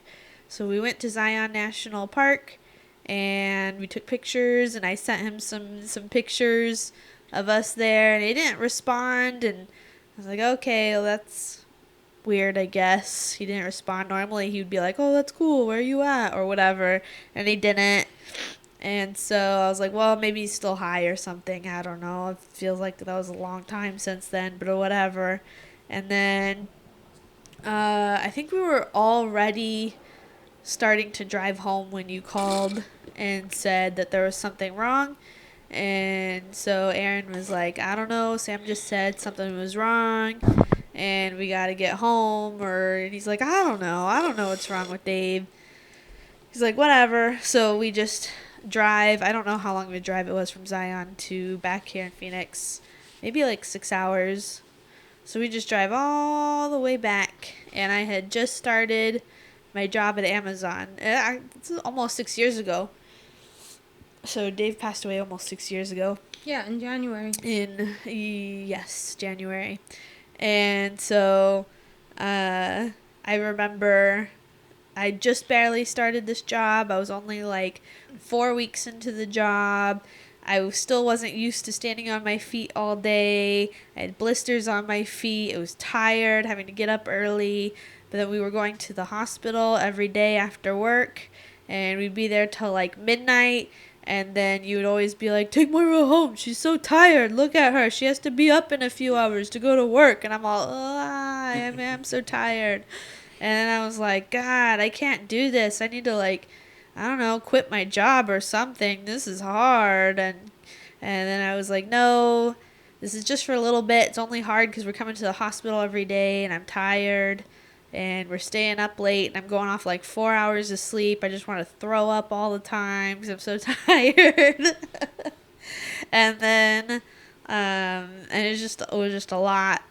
And I even tried to take a nap on that little hospital couch bed thing that husbands sleep on when their wives have babies. And I understand why they complain because it's not comfortable. And yeah, that was the only change. We were still in Vegas. We were still far away. And then we came back, and when we saw him in the hospital, we put the Harley Davidson neck pillow around his neck in the hospital. Did he get cremated with that? Or did we keep it? No, they didn't. They didn't have anything with him. We had to take everything. Okay, so then we probably have it stuffed away somewhere. They did offer me his denture piece back, and I was like, no, keep it. Knee replacement ball, metal ball piece. No, keep it. I did lie about his weight because I know it's gonna be like another $75. I remember that, yeah. Yeah, I remember that. They didn't weigh him? No, it's there's like a threshold, so if they're under a certain weight, it's one price. If they're over another, it's a different price because of the amount of body fat and heat. Yeah. How much longer they were gonna burn him. Yeah, and they have to worry about like grease fires. When you're over a certain poundage. It was only like, I think I only paid $600. Only. Still a lot of money, but it's like $600. It's like $625, I think. And then I remember after he was cremated that we all decided to go drop him off at the Grand Canyon and just leave him there. Ooh, like a lost child. Keep that child. off the record. FBI better not hear about that. No, you can do it legally as long as you're a certain amount of feet away from buildings. It's not illegal. I don't know about that, but...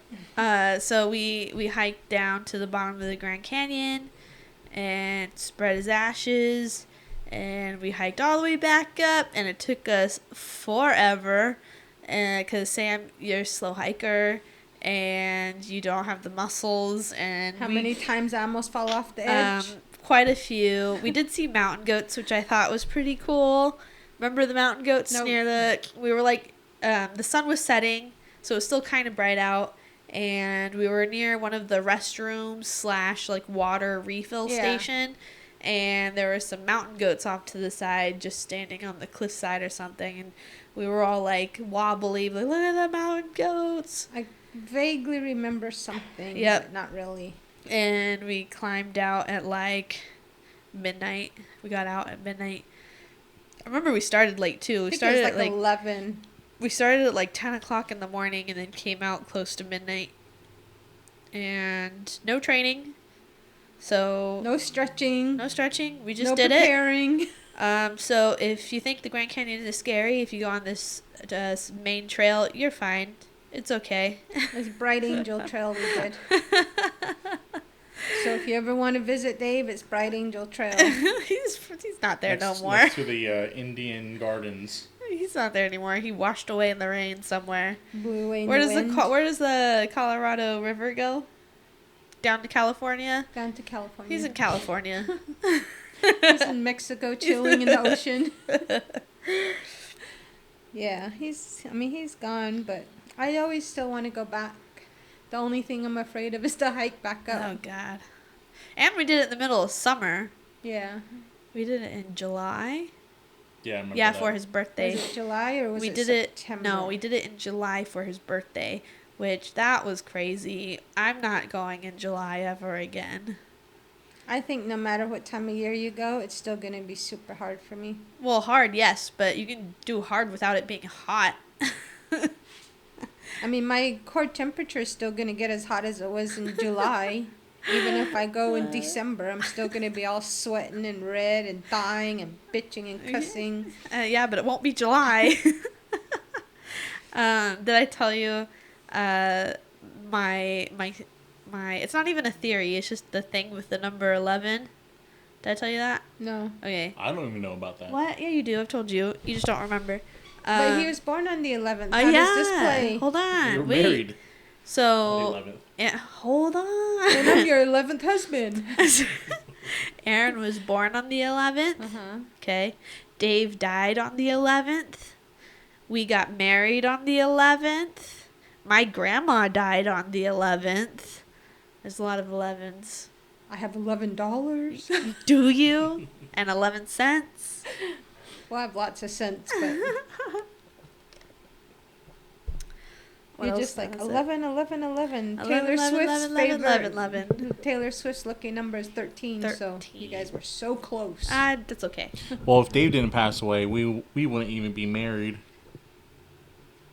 Why? Because because Dave passed away, I was like, well, shit, I got to do something with my life now. Then the first thing was to ask you to marry me. You didn't think of doing shit with your life before? No. I didn't start Tsosie Cleaning Company until Dave had passed away, and then we got married, and then now I'm into photography. Now we're here. I don't think that has to do with anything with Dave passing away. I think it was just time to start doing something. Yeah. I mean, you didn't consciously wake up and be like, my dad's gone. Yes. I better start doing things now. That's how it happened, Sam. Aaron said so, I guess so. Well, Moira, you better start thinking, Dave, you're married now. Thank you, Dave. Thank you. And then I remember the nurses gave us his heartbeat. Remember that? Oh, yeah. They printed out a strip of his heartbeat on a piece of paper, and they cut it into thirds. And then they took it and they taped it to the inside of a empty blood vial tube.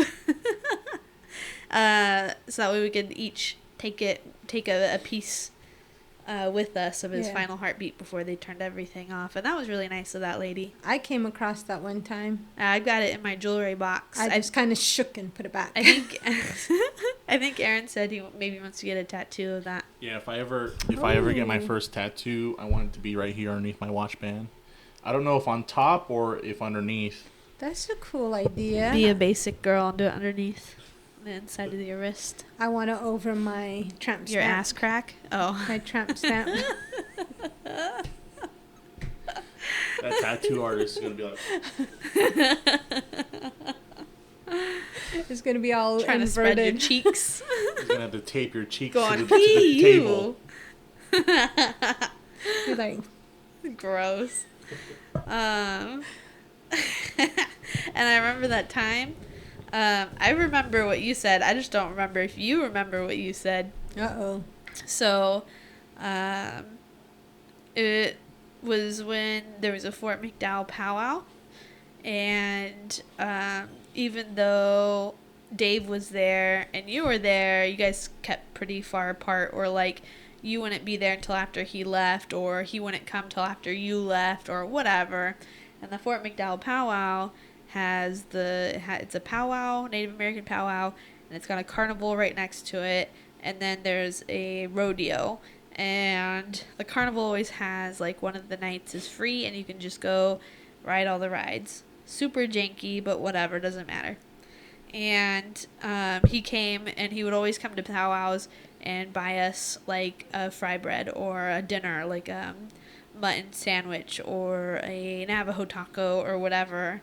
And that's the only thing he would go for. He'd only go for the food, and then he'd be like, all right, bye, tell me when you're hungry again. And he'd come back around with money again the next day and feed us more tacos. Anyways, I was so greased out. I'm waiting for what I said. So greased out. So then one of the nights he came to the Fort McDowell powwow, and he's like, well, let's go over and look at the rides or whatever, and you guys can ride the rides. I'll pay for it. I think it was a free night, so we didn't realize that till we got there. And we were kind of going on this and that. And there was one of those silly houses where it's like 2 floors. And then you go up to the second floor. You got all the wonky mirrors and the wonky stairs and the moving floor. And then you get on the second floor over to the slide. You slide down, right? And I was like, come on, Dave. Do it with us. Let's go. And he was like, okay. And so he's all laughing the whole way while he's doing it, going on the silly steps and trying to do things with his old man knees. And we get up to the second floor and all the wonky mirrors and stuff, and he's just giggling like a kid. Like, he's so amused. And then the only way to leave is the slide. Oh, no. And they were like, Dave's not going to do it. He's not going to go down the slide. He doesn't do that. And I was like, come on, Dave. And he does it. And we all go down the slide, including him. And he's like, and everyone was laughing. He's like, oh, man. So anyways, after that, I remember telling you, and you're like, how did you do that? He doesn't do stuff like that. He did not. You're lying to me. He did not go down the slide. That's not Dave. Dave doesn't do that. And I was like, I swear to God. He did, and I didn't even have to convince him very hard. I just said, let's go, and he came and he did it. And I remember you being like, you didn't believe it. Like, you couldn't believe that he would do that. Do you remember the first time we played, what's that card game? Uno? No. The one where you read the line and then everybody has like cards to finish the line.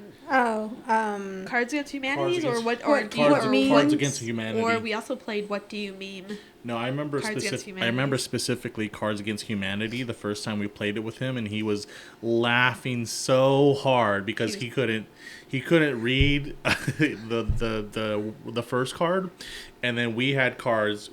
The three of us, we each had cards for him to fill in the words, and he was giggling so hard. That was like, I was looking at him and I was thinking, this is one of the first times I've seen him actually laugh really hard. He was crying laughing. Yeah, he was crying laughing. He was crying laughing. And if you don't know how Cards of Humanities work, that's on you. But I can't even imagine him crying laughing. Are you kidding me? Crying laughing. He thought it was so funny. And then we played Monopoly, and he was so into Monopoly when we played that. He cheated all the time.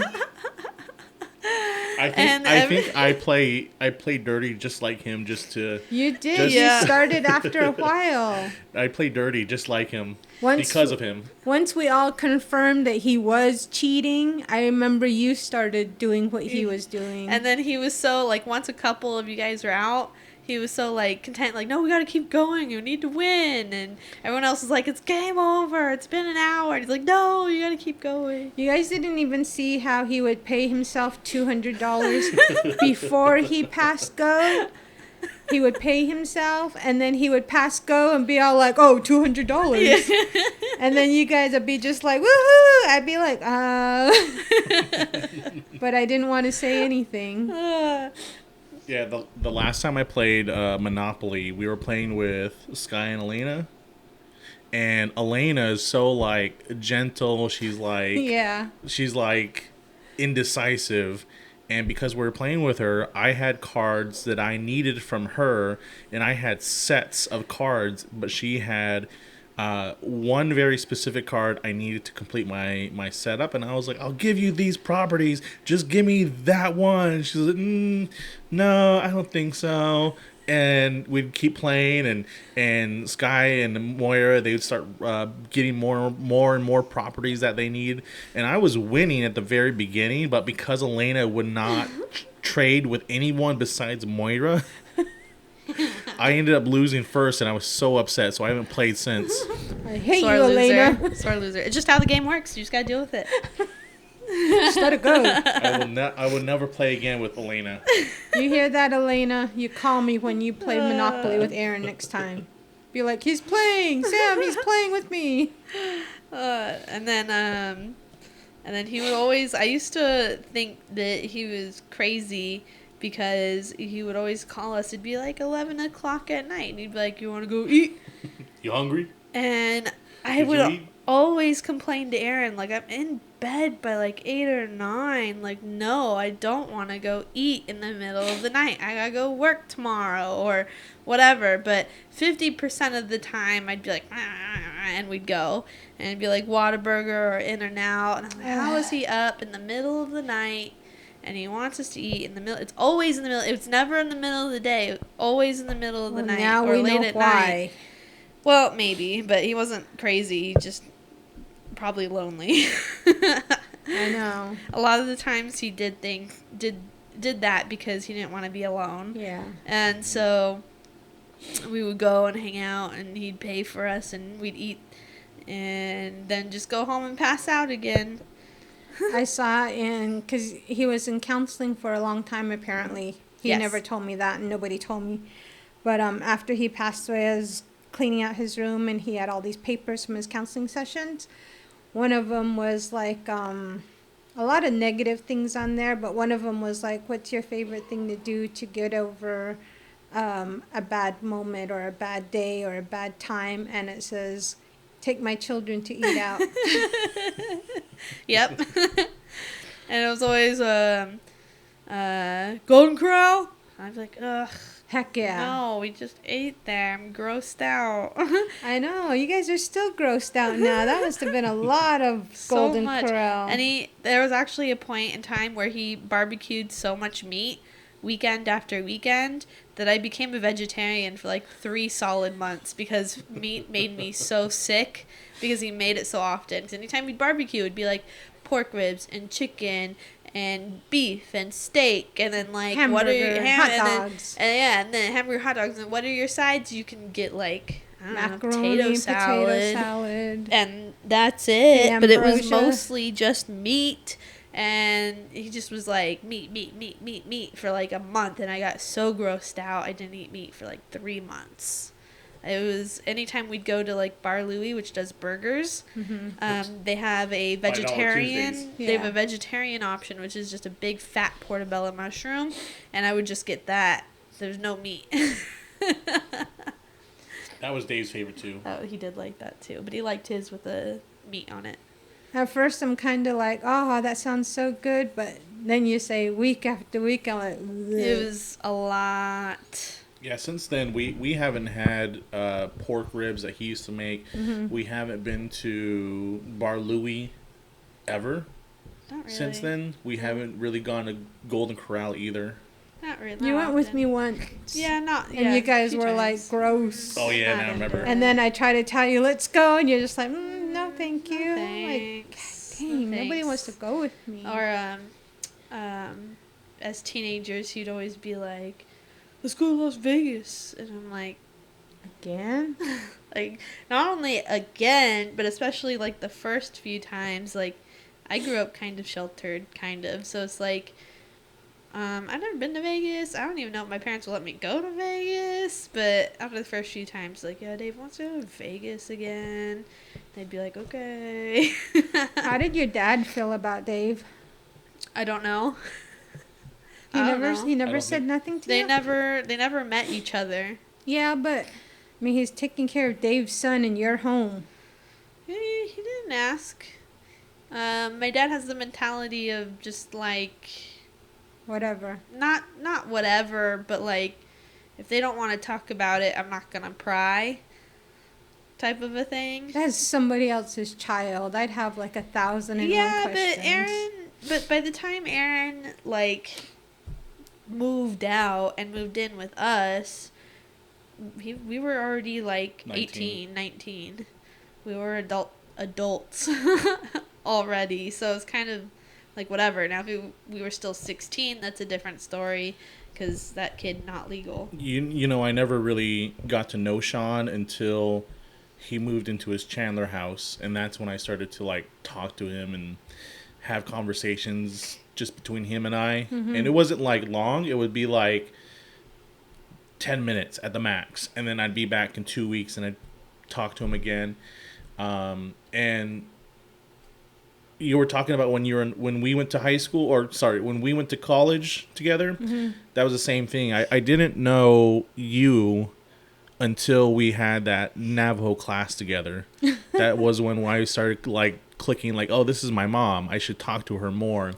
And then with Dave, it wasn't until after I had already moved out, and Dave really just wanted to spend more time with Andrew, Moira, and I, and we would go out and eat, and we didn't really talk about anything. We just, talk about, like, talk about shit talk or whatever.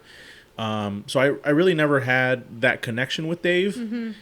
But then with Sean, I understood, like, hey, this is my father-in-law. I should really get to know him. And so just like every now and then we just have a conversation about like whatever we wanted to talk about. And mostly it was about things, what we connect on. And so we just talk about like a battle box, or he would try to explain to me about politics, which I still don't really understand.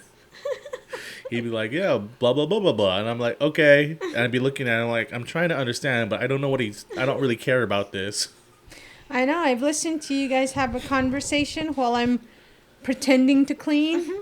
I'd be like, this is a weird conversation. Like, Sean feels like he's awkward, and Aaron's kind of like out of his element, and this is just like a weird conversation. And then both of you end your conversation with, yeah, so. And then you just wander off. Yep. And then Aaron will come to me and be like, hey, did you do this or that? And I'd be like, okay, I guess he's done with that conversation. I remember Dave would all the time would joke about, like, oh yeah, white girl, you're the one that has to make all the decisions for us. What are we going to do? Are we going to do this thing or not? And then Andrew and Aaron would always be like, yeah, what are we doing, Moira? What are we doing? Like, God dang it. Because you're picky.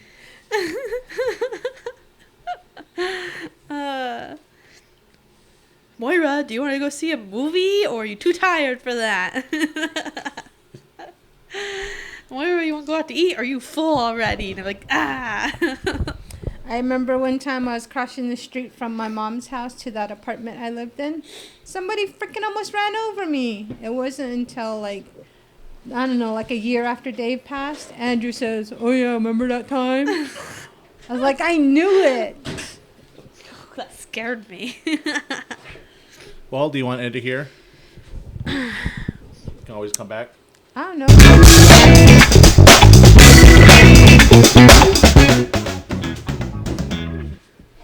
Wow. I don't like that sound, by the way. We can change it. Okay, Barbara Walters. Who? What kind of sound do you want? Not that sound. That sounds like a 70s. She wants a Disney. How come you didn't make these guys a shake? There were shakes. I'm just kidding. Because Mario can't have milk. Okay, you got 30 seconds. Remember, more. she has to Okay, wait. Okay. 30 seconds. Do your jingle again. Do. I don't know. Like, subscribe, and see you on the next vlog. See you Smash everybody that like in button. the next episodes. I don't know what it's going to be about. I don't even know We'll probably what talk to this Sean is next. about. Okay, bye. Goodbye. Okay, Hey, bye. out there. Headphones Take off. care. Be sure to smash that like button. That's for you, Livia. This one's done. Like and subscribe. Press the bell button. She don't say press. She says smash. Smash that like button. What? You talking shit about? What was it she was saying that one time? She's like...